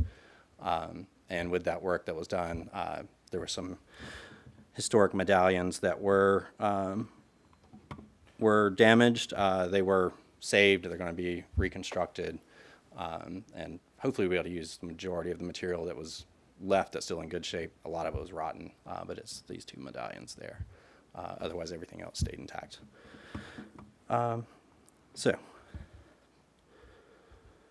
Again, I'll just say on this, there's a number. I mean, it's more than 50% of this block has some type of rear addition of 1, 2, or 3 stories, along with rear yard decks. So our site plan, this is rear yard, this is the existing deck, and then our new addition, I'll show you in the side elevations and sections, but we actually do kind of a stair step for it to try to allow as much light into the rear yards as possible, but again, gain us a little interior space, livable space. So our addition actually is slightly pulled in from where that existing old deck was. So take you through the floor plans. This will be a 2-unit building. The ground floor level will be its own standalone unit. It's how it exists right now. And that'll be mother-in-law suite typically for that. So with that, in the addition, that's where the living room will be, kitchen, bedroom. Living room's at the front, and kitchen and small bathroom. Then moving up to parlor level, that addition is the living room with the kitchen in the middle, dining room at the front. And then as we step up, there's the deck off the back, and I'll show you in section how this roof kind of slopes down. And then going up to the roof level, we have a sloped bulkhead that then goes out to a roof deck that's pushed to the rear of the building, is not visible from any public right-of-way. Electrical plans. So this that you're seeing ghosted in is actually the neighbor to the left, 244, actually has a roof deck with a sizable bulkhead that's actually like a little office space up there. So that's what's ghosted in. Beyond there, you can pretty much see it. And then our proposed front elevation. Front elevation is mainly replacing windows and restoring. There's like some of the wood detail work on the windows has been torn off, rotted. We're not sure what happened to it. That's being replaced. The entry iron gate has been replaced with just mediocre iron gates. We're going back and matching the rest of the gate that's there, making it look like it should have. And then on the rear, for our addition, large doors that go out onto the back yard and back deck. And then this is a small door that goes out to this little small walkout deck there. So this is our existing, our proposed with the addition, and you can see how we're stepping it back. So it's not a large 3-story addition on the rear. It's a 1-story with another, reduced sized 1-story addition on the rear. Oh, and then the sloped bulkhead that comes up to the stair. And you can see in this view how that overlays the neighbors actually is coming out to this point, this being 7th Street. So coming out here. So again, we're pushing it far to the back where it can't be seen from any public right-of-way.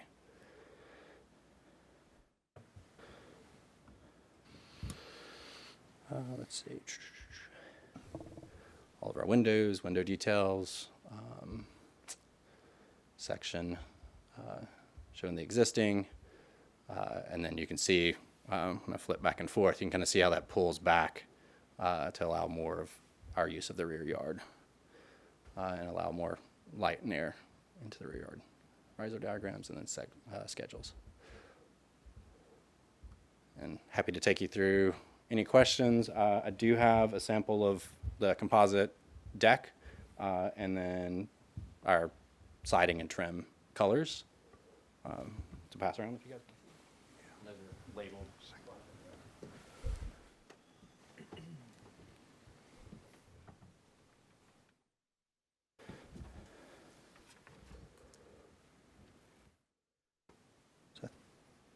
Oh, and the other small thing is right now is like a cheap little door going under the stoop, so that's being replaced with an iron gate as well.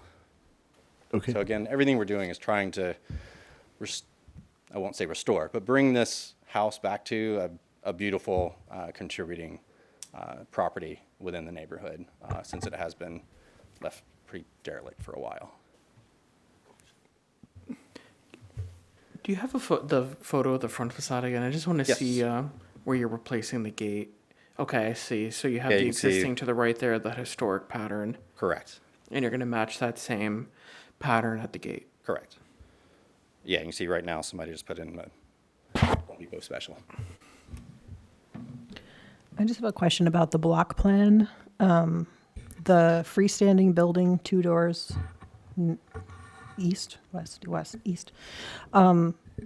There's an approval at that lot where that's going to have a different footprint. Do you have a version of this plan that shows what this would look like if that were built as it was approved?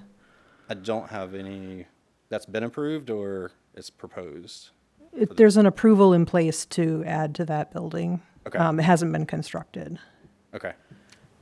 I just would be curious to see how that might affect the rear yards.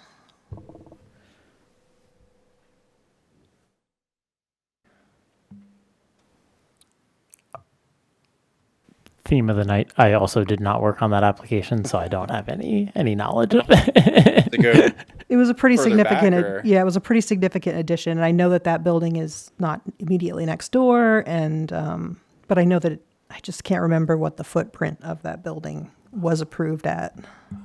I do think though that we're kind of another theme. Is this working? Another theme of the night is we should look at it as it exists right now. And while you may know that they got their approval, like who knows what's going to happen with that. So that's my advice. Okay. Any additional questions? The only thing that I noticed is the wood, the pressure treated wood on the decking and the stairs. And I guess it's not visible. Maybe not the end of the world. But I think we usually try to recommend like ironwork. I think is what we usually try to recommend there. So I think that's really the only issue I had was maybe recommend that change to ironwork. Okay. And that would be for all the decks? Is that what you're saying, or just? I think it would just be the decking, the and the stair rails. Okay. Any additional questions, comments?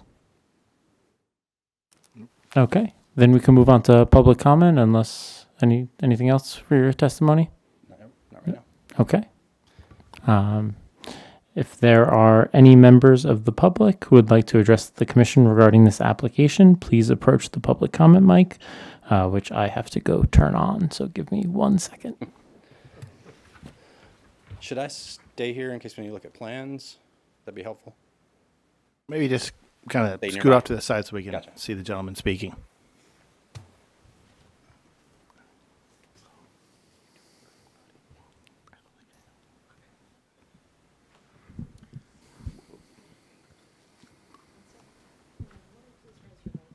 Oh, okay.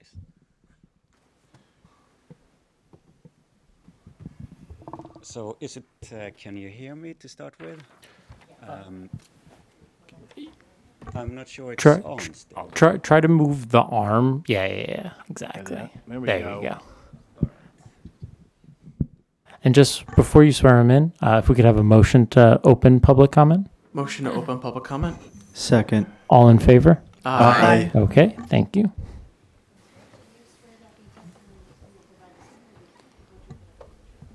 I do. Carl Mattias Johansson. C-A-R-L. Second name Matthias, M-A-T-T-I-A-S. Surname Johansson, J-O-H-A-N-S-S-O-N.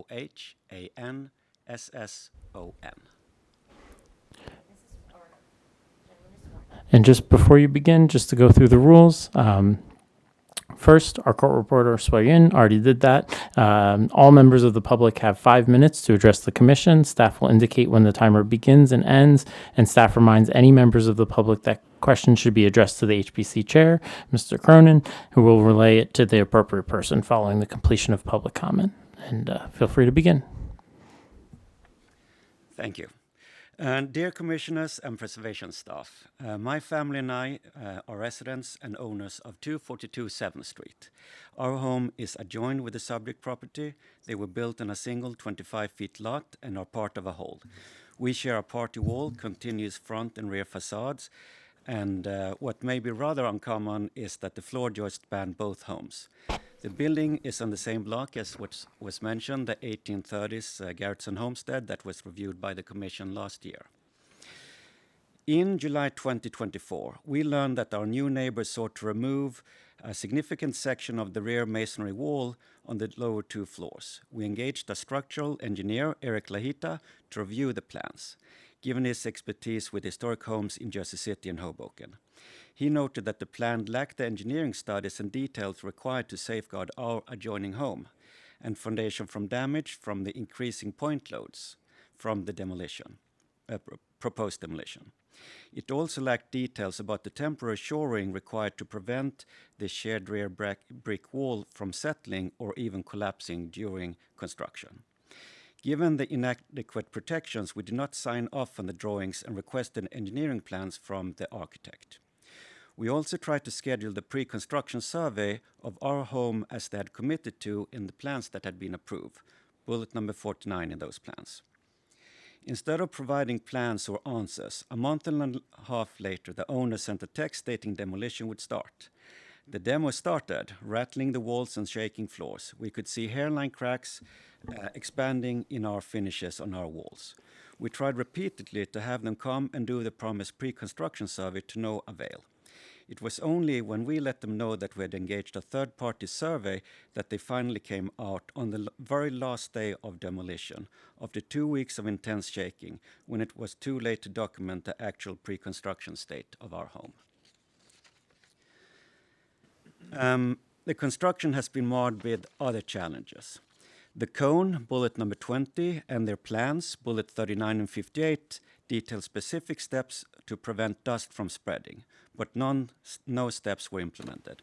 So lead dust spread to the public sidewalk in our front yard through the wide open windows and doors and handling of uncontained construction debris. We confirmed the presence of lead with multiple rounds of lead testing and working with lead professionals.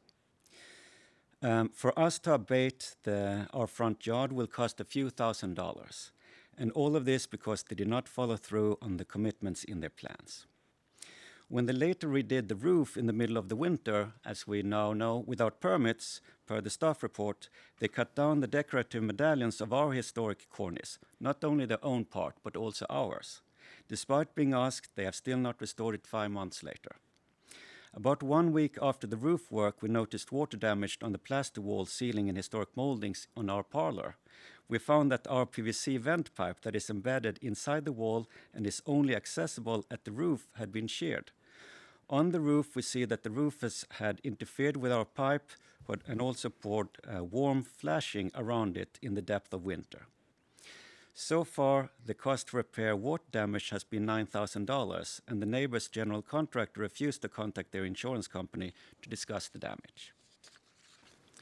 So, given this history of not following through on the plans, cutting corners and not taking ownership or repair when causing damage, and that our 10 months efforts to obtain engineering plans from the applicant has been stonewalled or deflected, we respectfully plead with you, please mandate that satisfactory geotechnical survey and plans from a licensed structural engineer to safeguard our adjoined historic home from any demolition and construction, from the impact of any demolition and construction, possibly undermining the shared party wall, footing, joist, and facade.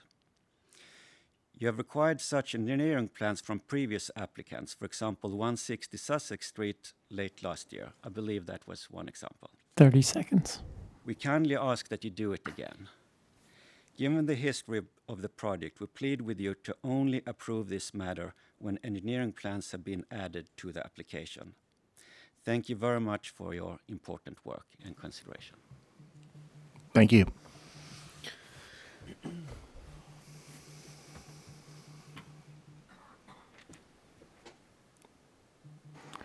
Any additional members of the public?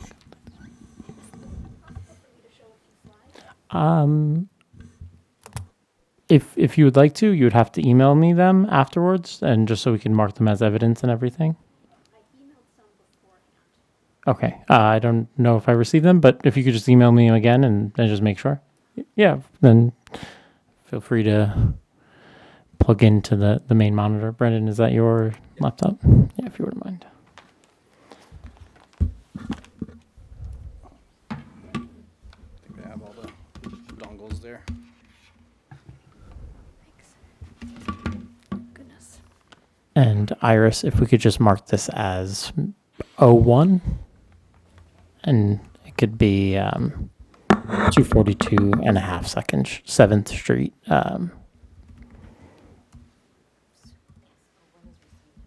Thank you.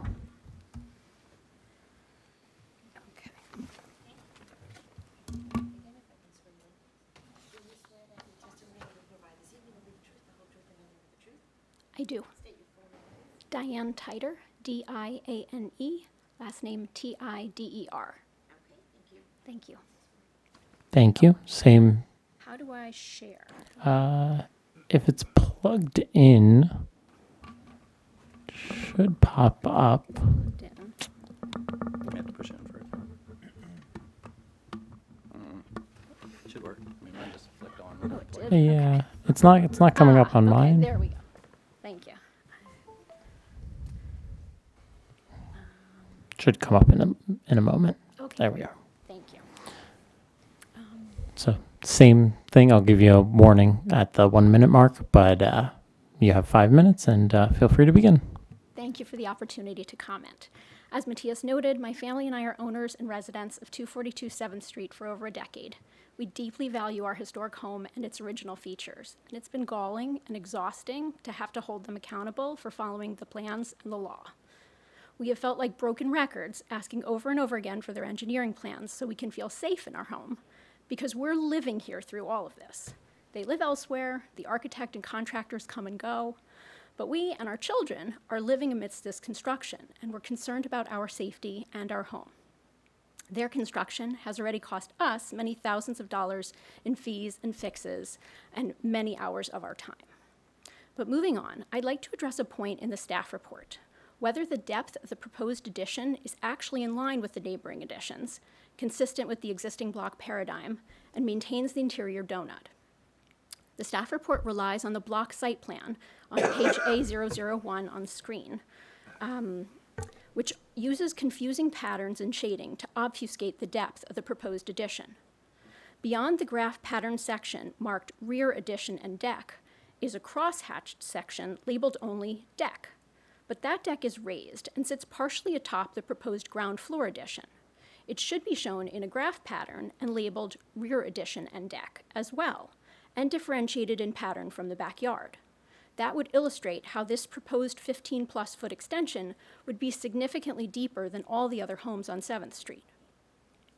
The block site plan also misrepresents other building depths to appear as though this proposal is shallower. For example, if the applicant built an almost 10-foot extension, it would align with the deepest extension on 7th Street, which is number 246. But the block site plan makes it appear as though their 11-foot second floor extension would be shallower than number 246. That is inaccurate. The fact is, this proposed 15-foot plus deep extension would extend 6 feet deeper into the donut than any addition on this side of the block, and 3 feet deeper than the original Garrettson Homestead L at 238 to 240 7th Street, which is not an addition as it states, but was built decades before any other buildings on the block. Deep and/or tall extensions are inconsistent with the predominant historical character of the block. Large green spaces and backyards are the dominant features. And 242.5 is already one of the deepest homes on 7th Street. We believe that if 242.5 were to be approved at that further depth, 238 to 240 and others would press for deeper extensions, blocking light and air. This would encourage other property owners to extend their buildings out further and further in a race to the bottom until all historically sized backyards are gone, to the detriment of the historic preservation of the district. To preserve the block paradigm, I would encourage the Commission to use the existing extension at 246 7th Street as a reference point and not approve extensions that protrude further into the donut. Lastly, let's talk about decks. 3 of them. 1, there's the proposed elevated deck on top of the ground floor addition. 2, there's the proposed rooftop deck, which would only be the second rooftop deck on the block. They've already done unpermitted re-roofing on top of the existing floor joists without the engineering studies we've requested to determine whether our shared floor joists and party wall could bear the weight of their proposed roof deck. Those are among the engineering studies needed before proceeding with an approval. 3, there's a third proposed roof deck on top of the proposed parlor level addition. Maybe I'll just show pictures here. That would go over here. This deck would be 1 minute. immediately outside my child's bedroom window, where residents or burglars could easily see in and potentially gain access. Decks at this level are not at all in character for the block, and I would request that this be denied. Further, if everyone built this many extensions and decks, there'd be no green space left to enjoy. One more note, the medallion. So I just have a couple of photos here. Here's some of the work that they were doing, the demolition, where you can see open windows, just a slide down here, garbage and debris that was just openly being dragged around and brought into an open dumpster. This is what our plants in our front garden looked like afterwards, just heavily dusted with what turned out to be lead dust. And the medallions. Here's where it was cut off. Actually, you can see it a little bit better here. This is what it looked like before. This is what it looked like then. That's your time. Yeah. Thank you so much for your time. Thank you.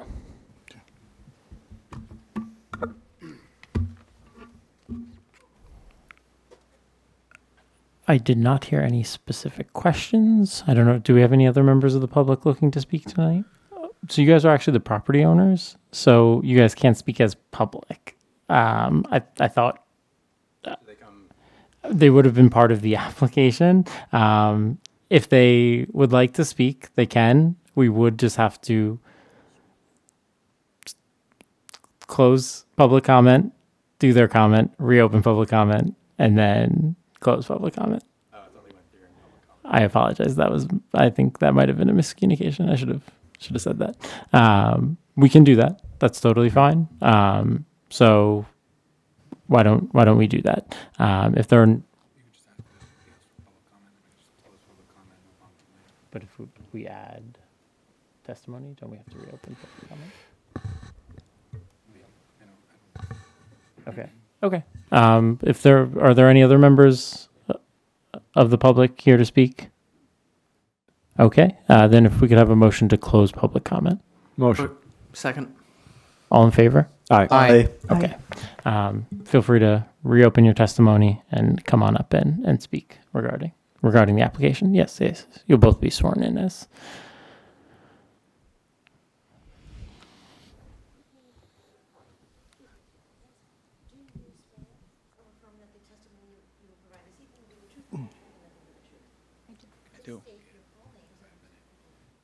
Daniela Patricia Nilo. N as in Nancy, I-L-O. Correct. Daniela with 1 L. Franco Victor Nilo. Okay. Good evening, members of the board. Thank you for having us today. We are Daniela and Franco Nilo. I grew up in Kearney. Franco grew up in North Bergen. We are Hudson County natives. We are here as a family hoping to build our forever home in a historical district. We always saw ourselves raising our family here, and in March 2024, we purchased this historical property, which we knew needed a lot of rehabilitation, but it is also what we immediately envisioned as the home we would raise our family in and enjoy for decades to come. As Brandon mentioned, we closed on the house over 15 months ago when we had 2 kids, and now we have a third. With 3 young children under the age of 6 and 1 energetic dog, We find it necessary to expand the footprint of the living room, dining room, and kitchen, where we spend most of our time. As you can see, the home is one of the more narrow homes in the neighborhood, and an extension to the rear of the house would allow us to elongate our family living space, giving us more room to prepare and share meals and make memories in a more comfortable living room. Given that we closed on the house over 15 months ago, we expected to be in the home now. We expected to live here. Our children are enrolled in Jersey City schools and daycare, and now we are renting an apartment in the neighborhood in addition to our current mortgage, with added expense and distress to our family. Claims made against our property and team have led to delays and hurdles which have cost us thousands of dollars, valuable time, and stability for our young family.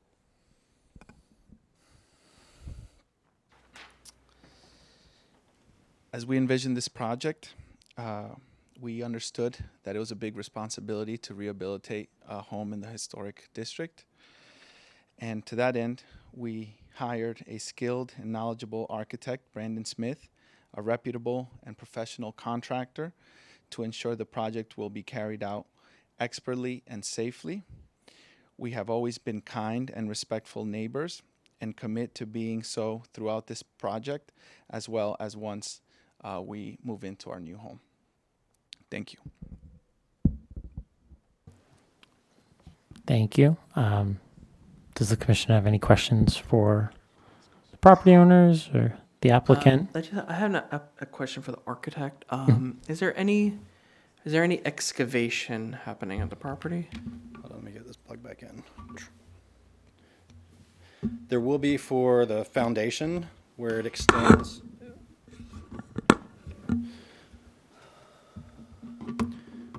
back to the plans. So there is a crawl space. Currently, like this cellar is roughly like 6 feet or so. I know because 6'2", I kind of bumped my head on the joist. But our addition is going over a crawl space. So there will be footings dug for that crawl space. Do you have a section that shows maybe just how deep the existing cellar is and how deep the proposed cellar is going to be? Let's see. There you go. There we go. Yeah. Okay, so you're not going deeper than the existing cellar on the building? No, we had originally, when we were looking for more space, we had contemplated doing some underpinning and digging out the cellar, making a little bit more storage space, and in the interest of not causing a whole lot of problems with neighbors and everything like that, we decided to pull back from that venture. So there's excavation, but no underpinning? Correct. Okay. Correct. And are the floor joists being replaced? They are not. No. They're not. Okay. Yeah. Okay. Thank you. And actually, there is one other thing, maybe just that I guess I didn't catch, which I think is a good point that came up in testimony, is the overhang of that deck there off the parlor floor. Yes. So if you look at, I mean, it's correctly noted in the plans. Because we have our rear addition, and then there's that small portion of deck, and that's what's shown in this section there, where we have, this is the wall where it terminates the interior portion, and then there's a little bit of a deck that extends out beyond that. And about how far does that extend? Like 3-ish feet or so And from the rear yard. How big is it without the without extending past? Let's see, I can give you exact, but it should be in the neighborhood of like 5 feet, I believe. So I think our overall, look at my dimensions. So yeah, overall we're 6'6". Yeah, and it overhangs 2'6". So the whole deck is 6'6". I think there may have been reference to a prior plan where it was going out further. So we have pulled it back. So it's 6'6" for the deck, but only 2'6" is extended beyond the interior building wall. Okay. I think maybe that's something that I'm seeing that maybe is a little bit of out of character, just this deck that's overhanging, and that would create additional kind of shadow. So I think keeping the deck at least in line with the rear facade of the basement level, I think would be appropriate, at least to cut it back to there. I don't know if any other commissioners have any thoughts or feelings on that. And then there was some testimony about neighboring windows and being close to that. The only thing I would say there is maybe a privacy screen located there would be a good solution. Just in reference to what you're saying about the rear, I mean, by zoning, understand historic is, do you want to maintain the rear yard? By zoning, we have 30 feet. We're actually, the face of that deck is at 35 feet, so we're already pulling it back beyond that. So I think to pull it back even further to a almost unusable balcony is, we feel like we made a number of accommodations, including, doesn't relate to historic, I guess, but we're sound insulating our party wall between theirs, trying to do things that are at the owner's own cost, but to try to mitigate, some of the complaints they had very early on in the project about you can hear everything back and forth. So we're spending additional, and we are trying to accommodate. I think that's kind of a general comment that I would give if I had noticed that in the first place, quite frankly, that the deck kind of overhanging, creating this kind of shadow condition at the basement. I think that's generally a condition we try to avoid, is to have a deck that aligns with, if it's going to be set back, at least have it set back with the bottom floor below. Even though it does step back further than the existing deck as well. Yeah. Okay. Any additional comments, questions? Can you just review what you're demoing on the back wall? Yes. The rear facade. Yeah. So it's the section in between the windows. I'll take you to the. So we're leaving the side walls where masonry walls terminate at the windows, and removing the center section at the ground level and at the first floor. So that's the two portions of walls. So there is remaining masonry nib walls that are, I believe, in that 18 to 20 inch range, which you can still see, here and here. So that's existing, that's remaining. And then on this level, we're actually doing some pocket doors that kind of try to hide that. And do you have the structural drawings that show, like, that it's been engineered for that opening when that pier goes away on those? Yes. That floor?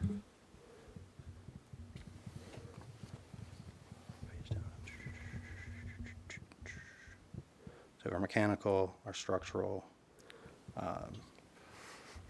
So yeah, it's been engineered for that. So this is all of our steel beams and bearing. And again, we're bearing within our property lines. Obviously, we're not going to do anything that would damage our house nor the neighbor's house, because that would be ludicrous for us to damage our own house.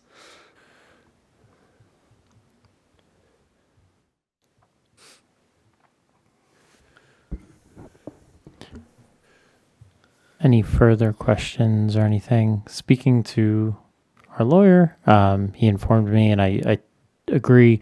I don't think there is a need to open public comment again. Our bylaws stipulate a 5-minute time period per person. So if we reopen them, there will not be an opportunity for anybody to speak again. So when we close this, we'll move on to staff comments. Just a quick question on the comments that the neighbors made. Is there anything in our jurisdiction, council, that allows us to address any of their immediate concerns? Like, for instance, they allege that there was damage done.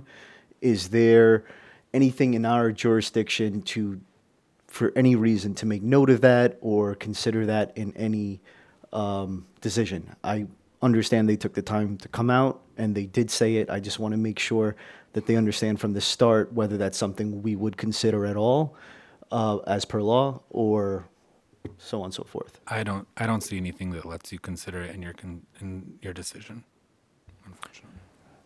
Thank you. Yeah, and that's also why I was asking about excavation, and you said there's no underpinning, and they're not replacing floor joists, which are very important. And I'm sure when they file for their permits for DOB, they'll need to file or follow. Yes. Yeah, we'll have to meet all their DOB requirements. Yeah. Again, we can add a condition that the applicant will submit structural drawings for the rear addition. I do always just qualify that with, I am not a structural engineer, so whatever the engineer submits, I will probably agree with. And building does require those things. So those are noted. If we would like a condition that has that, I can definitely add it. It's up to you guys. Well, if it's going to DOB, do you need to review it and approve it anyway? Or the Department of Buildings? We tend to sign off as much as we can. Generally, if it's just like a structural drawing, a lot of times DOB will approve it, even if we haven't signed them. But being that you already you think you already showed us something from the structural drawings, maybe since it seems like it's already prepared, perhaps it's best that we just make sure it's included in the filing drawings. Of course. Oh, what of the medallions that were referenced in the public comment? That was allegedly a portion of the historic fabric that was removed from the premises and should be restored. Could you speak to that? Yes, so we have those, and we were instructed we can't restore them until we get approval. So that's why they haven't been restored in the past 6 months, because we were told, like, you don't have approval to do that work yet, so therefore we can't accept your shop drawings. But we have a team on board that can repair and replace these. Okay, and can that be approved by staff, or can we make that a condition of this It application? is a condition in the okay. staff report already, and as soon as I get the staff comments, I will cover all of that. But yes, it is a condition, and as Brandon said, I have advised they have a stop work order, as well as I've advised against continuing work without an approval. Okay, and is there any condition that relates to this allegation of lead contamination? So we always put a recommendation on all of our certificate of no effects that buildings before 1980 can contain lead. I do not say any way to condition the applicant to do anything further than that. There are certain regulations that I believe the building department has, as well as state of New Jersey has, dealing with lead. I do feel like that is slightly outside of our jurisdiction. Yes, but there was testimony that this is not just speculation, that there was actual testing done that confirmed the presence of lead. Could the applicant... Yeah, so we met with the EPA, and they requested like some information from our contractor. So that's all with them. Okay, and to your knowledge, has lead been detected at the site? To my knowledge, I mean, we saw test results from like an Amazon swab test thing. The EPA, when they were out there, they, as far as I'm aware, didn't do any testing for any kind of positive contaminants, or didn't say, they didn't say anything to that effect. Okay. I mean, I think it would be reasonable to ask the applicant to take reasonable precautions, if nothing else, to mitigate that risk while performing work. I mean, maybe we could just include that same condition from the certificate of no effect. Yeah, and include it in this. I can definitely add that. Again, it is generally, more of a recommendation than a binding condition, particularly because I don't believe we have an enforcement mechanism for it. Yeah, I appreciate it's a little bit outside of our area, but when we have a specific allegation of such a dangerous condition, I think it would be irresponsible to not address that allegation and just approve it. I agree with Commissioner Gordon. Okay. We can add, so I have a few conditions, and I'll kind of go through them now just to get them out of the way. So earlier, Commissioner Blazak, applicant shall work with staff to revise the rear deck's material to metal, Sounds good. Yeah, and it's just not the decking itself. Yeah, but the actual the vertical deck posts, railings. deck railing and stair material to metal, and then you also mentioned a privacy screen. Should we? Yeah, I Commission- didn't get any feedback. There was the privacy screen and the setting the deck back off the parlor to be in line with the depth of the basement addition, so it doesn't overhang that. Those were my two recommendations. I concur with that. I agree with Brian's 3 comments about the addition, that the materiality be refined. It may not need to be metal. It could be a different wood that isn't pressure treated. But I do agree that the design could be simplified so that there isn't the awkward overhang, the materiality, and the privacy screen, at least on the second floor. Okay. So I have applicant shall work with staff to revise the rear deck's railing and stair material to a metal or non-pressure treated wood. We have applicant shall work with staff to revise the drawings to include a privacy screen on the second floor. And then we have the applicant shall use all reasonable measures to reduce the contamination of lead at the site. And then last but not least, the applicant shall revise the lower rear deck to align with the proposed addition. Sound good? Yeah, and I think, I don't remember precisely what was said in public comment, but there was a remark about the plans showing some sort of dust shielding that wasn't actually used at the site. So could we just ensure that when they're adopting appropriate measures to reduce dust and potential contamination at the site? Yes. I mean, we saw photos of, quite a bit of dust accumulation, and it's unavoidable, but it should be mitigated to a reasonable degree. Okay.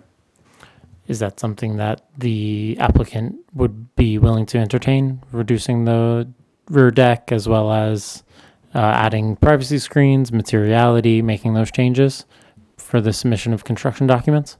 Yes, I believe so. Yeah. Yes. And the one thing they did remind me after EPA was there, we did do testing on the interior and did not find any lead material present. Okay. So we do have the report of that. Okay, yeah. I forgot about that. No problem. Again, we kind of jumped around, but from staff's perspective, the application does generally align and is consistent with the Secretary of the Interior standards for historic preservation. The front facade restoration work appears to be appropriate. It will be minimally visible from 8th Street, but that is largely obscured by that foliage, and maintains a 30-foot rear yard setback and the interior donut. As proposed, the rear addition at this property appears to be consistent with the existing block paradigm and the development patterns of the area.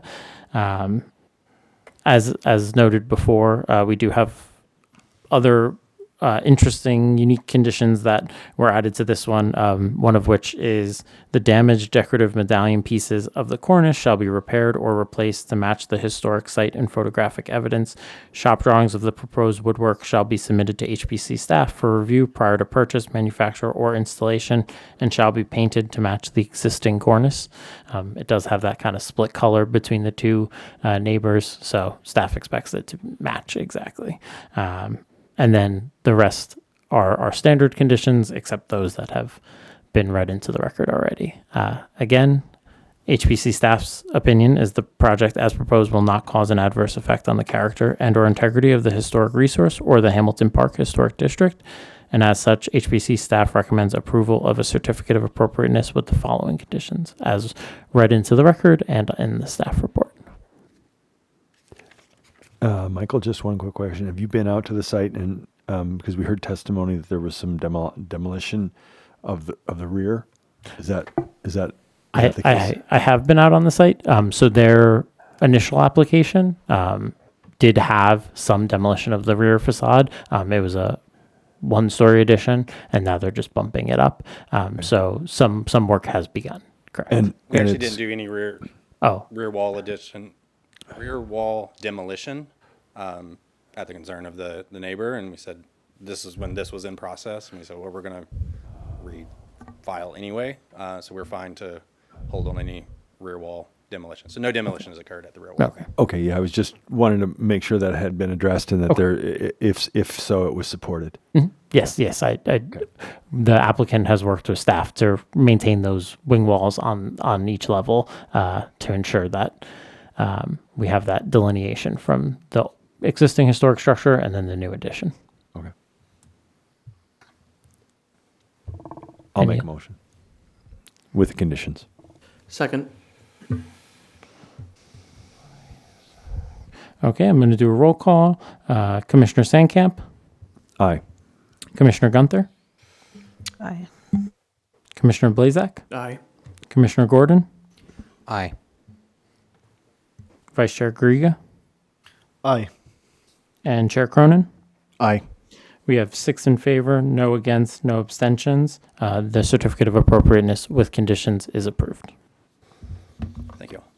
Thank you. Okay, so it is 8:53. We can continue on. Maybe we'll jump back to that demolition application that we skipped in the beginning. Yes, yes. Great. Where'd they make it to? That's They're right here. 85 Wade, right? Sorry. Correct. Okay, we're going back.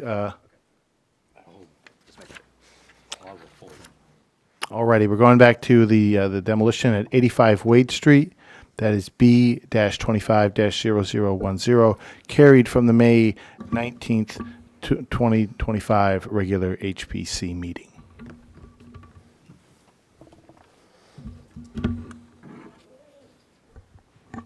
So I'm going to jump up to the front podium just so we have something to look at while we talk about this. But if we would like to, feel free to begin. I'll be one moment.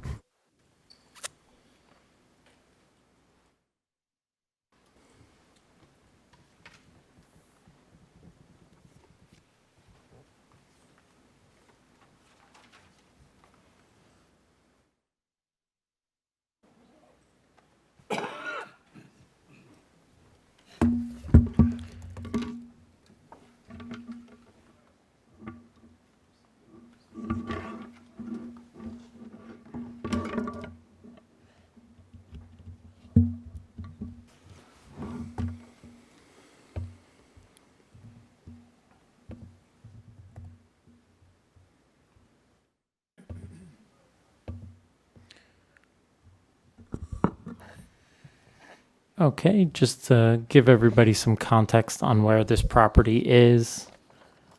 We are about mid-block on Wade Street between Rutgers Ave and Martin Luther King Drive, as noted by the little red dot. And then we have the front facade as it currently stands. And then we have the 1938 tax card photo that I'm going to scroll down to.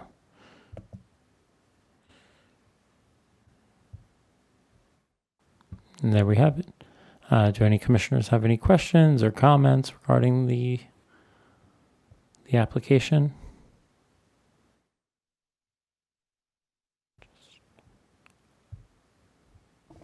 Can you just bring up the memo for a moment? Sure.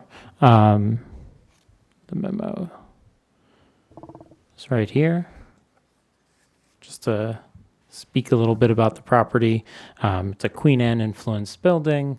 It has some alterations to exterior materials, but the design materials and workmanship have been slightly diminished due to that, the integrity of those. However, it does have the feeling and association through its form and massing, staff believes.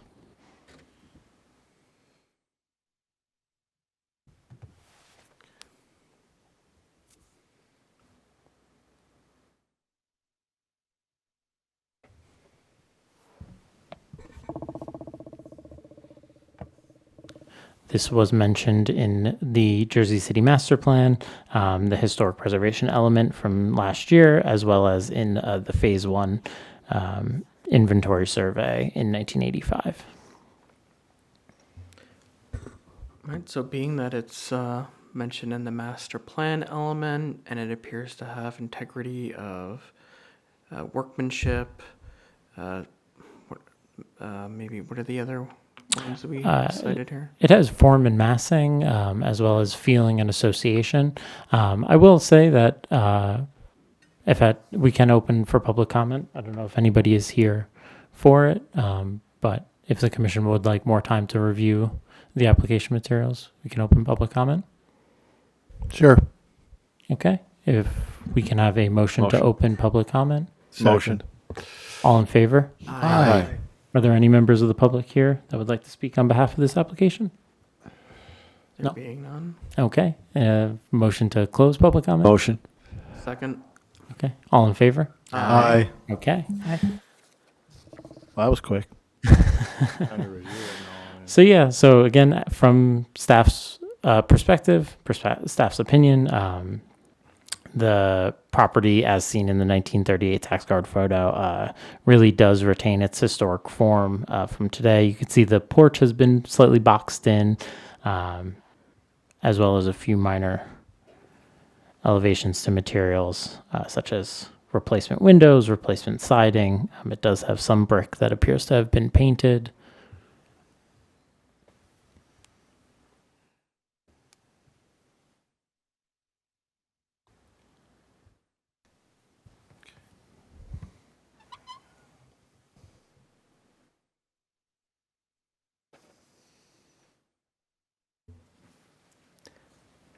Jonathan, what are we supposed to do again? Remind me. I was looking for the wording right now. I forgot it. You're making a motion to make a recommendation to the zoning officer.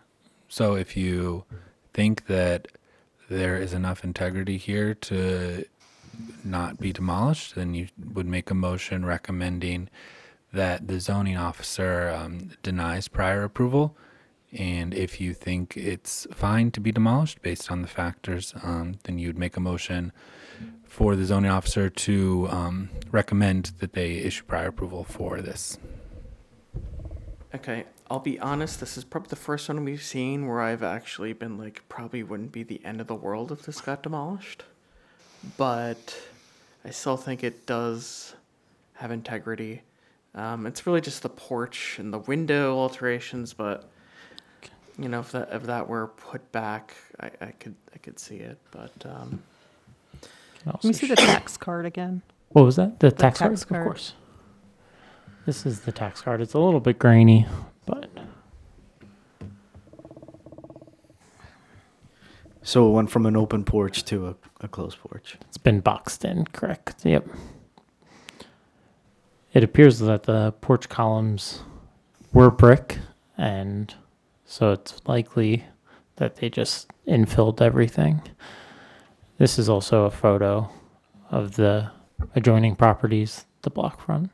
The block in general retains a decent amount of integrity with kind of these Queen Anne style influenced buildings in the row.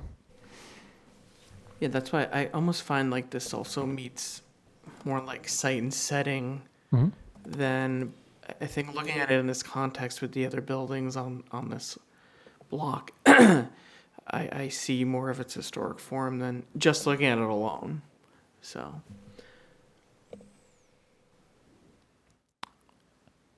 So staff's recommendation is a motion to prepare a resolution recommending denial of the demolition application to the zoning officer. I'll make that motion. We have I'll second it. take a roll call. Commissioner Sandcamp, Aye. Commissioner Gunther, Aye. Commissioner Blazak, aye. Commissioner Gordon, Aye. Vice Chair Garriga, Aye. and Chair Cronin. Aye. There are 6 in favor, no abstentions, no nays.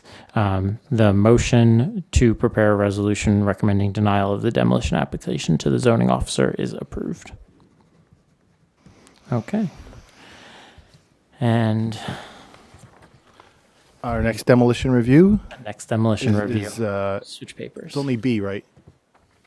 Yes, correct. And that is 3653 John F. Kennedy Boulevard, B-25-0298.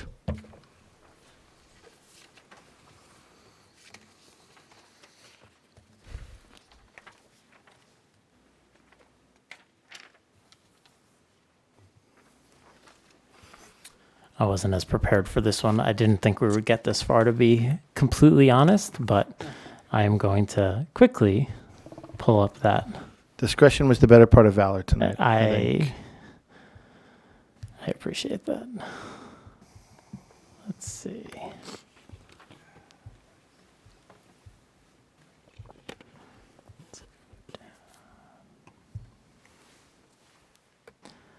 So, okay. So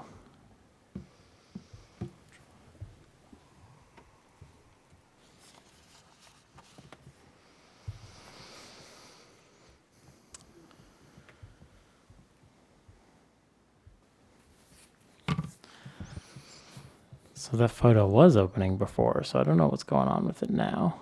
But we have the survey, and I could pull up.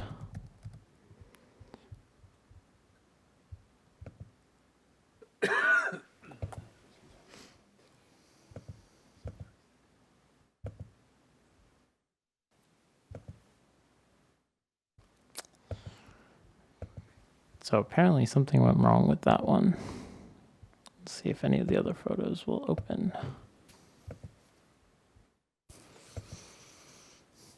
There we go.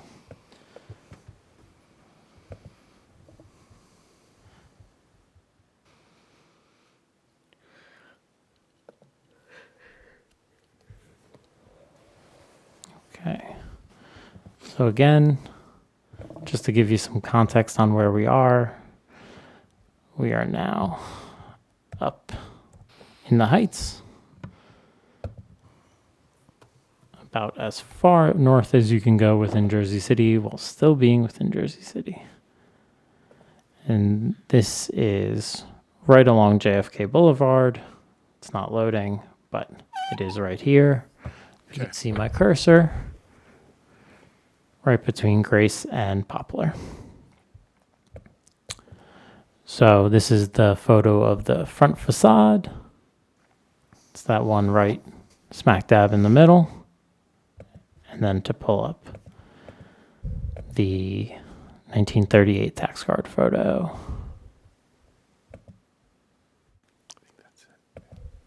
There we are.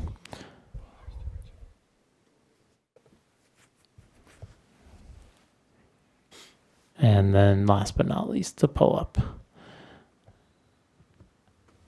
the memo issued by staff.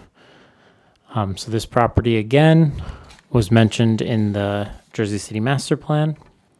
It was also mentioned in the Phase 1 survey as well as the Ward D survey.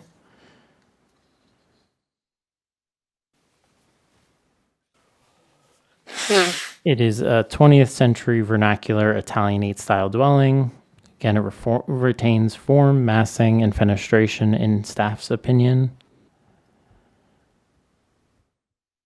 However, again, there have been some exterior alterations, including the upper siding, what appears to be the enclosed cornice line, and replacement windows.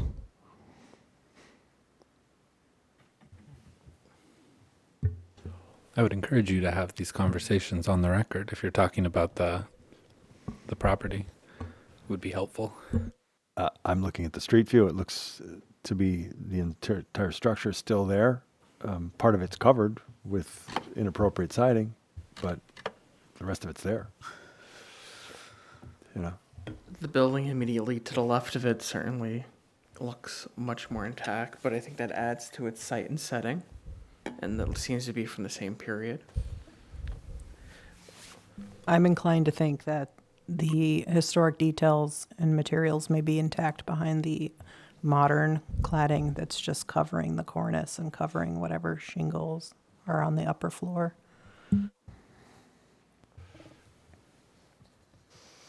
Any further comments? We could open public comment. It's open public. Okay. Is any members of the public here to speak on behalf of this application? No? Okay. If we can have a motion to open and close public comment? Motion. Second. All in favor? Aye. Aye. Okay. And yeah, again, staff's recommendation is to make a motion, to make a resolution to recommend denial to the zoning officer. I'll make a motion to recommend denial to the zoning officer. Second.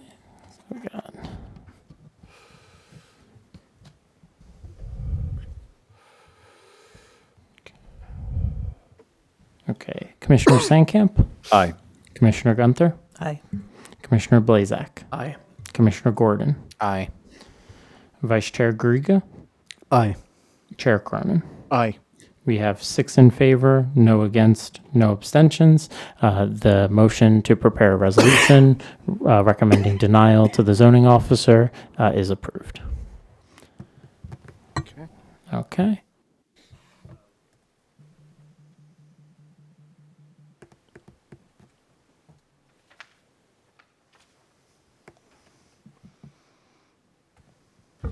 Okay, as stated earlier, the rest of the demolition review cases have been carried to a date unspecified, except 1123 Summit, which was carried to July 14th. I do not have any updates on 384 Communipaw. We have no resolutions to introduce or discuss. We have no resolutions to memorialize. We do not need an executive session, so that just leaves adjournment. Motion to adjourn. Second. Does anyone? Oh, sorry, I missed all of that. Does anyone make a motion to adjourn? Tony did. Tony, and then who was the second? I was. Second from Cronin. Okay. It is 9:09. All in favor? Aye. Thank you.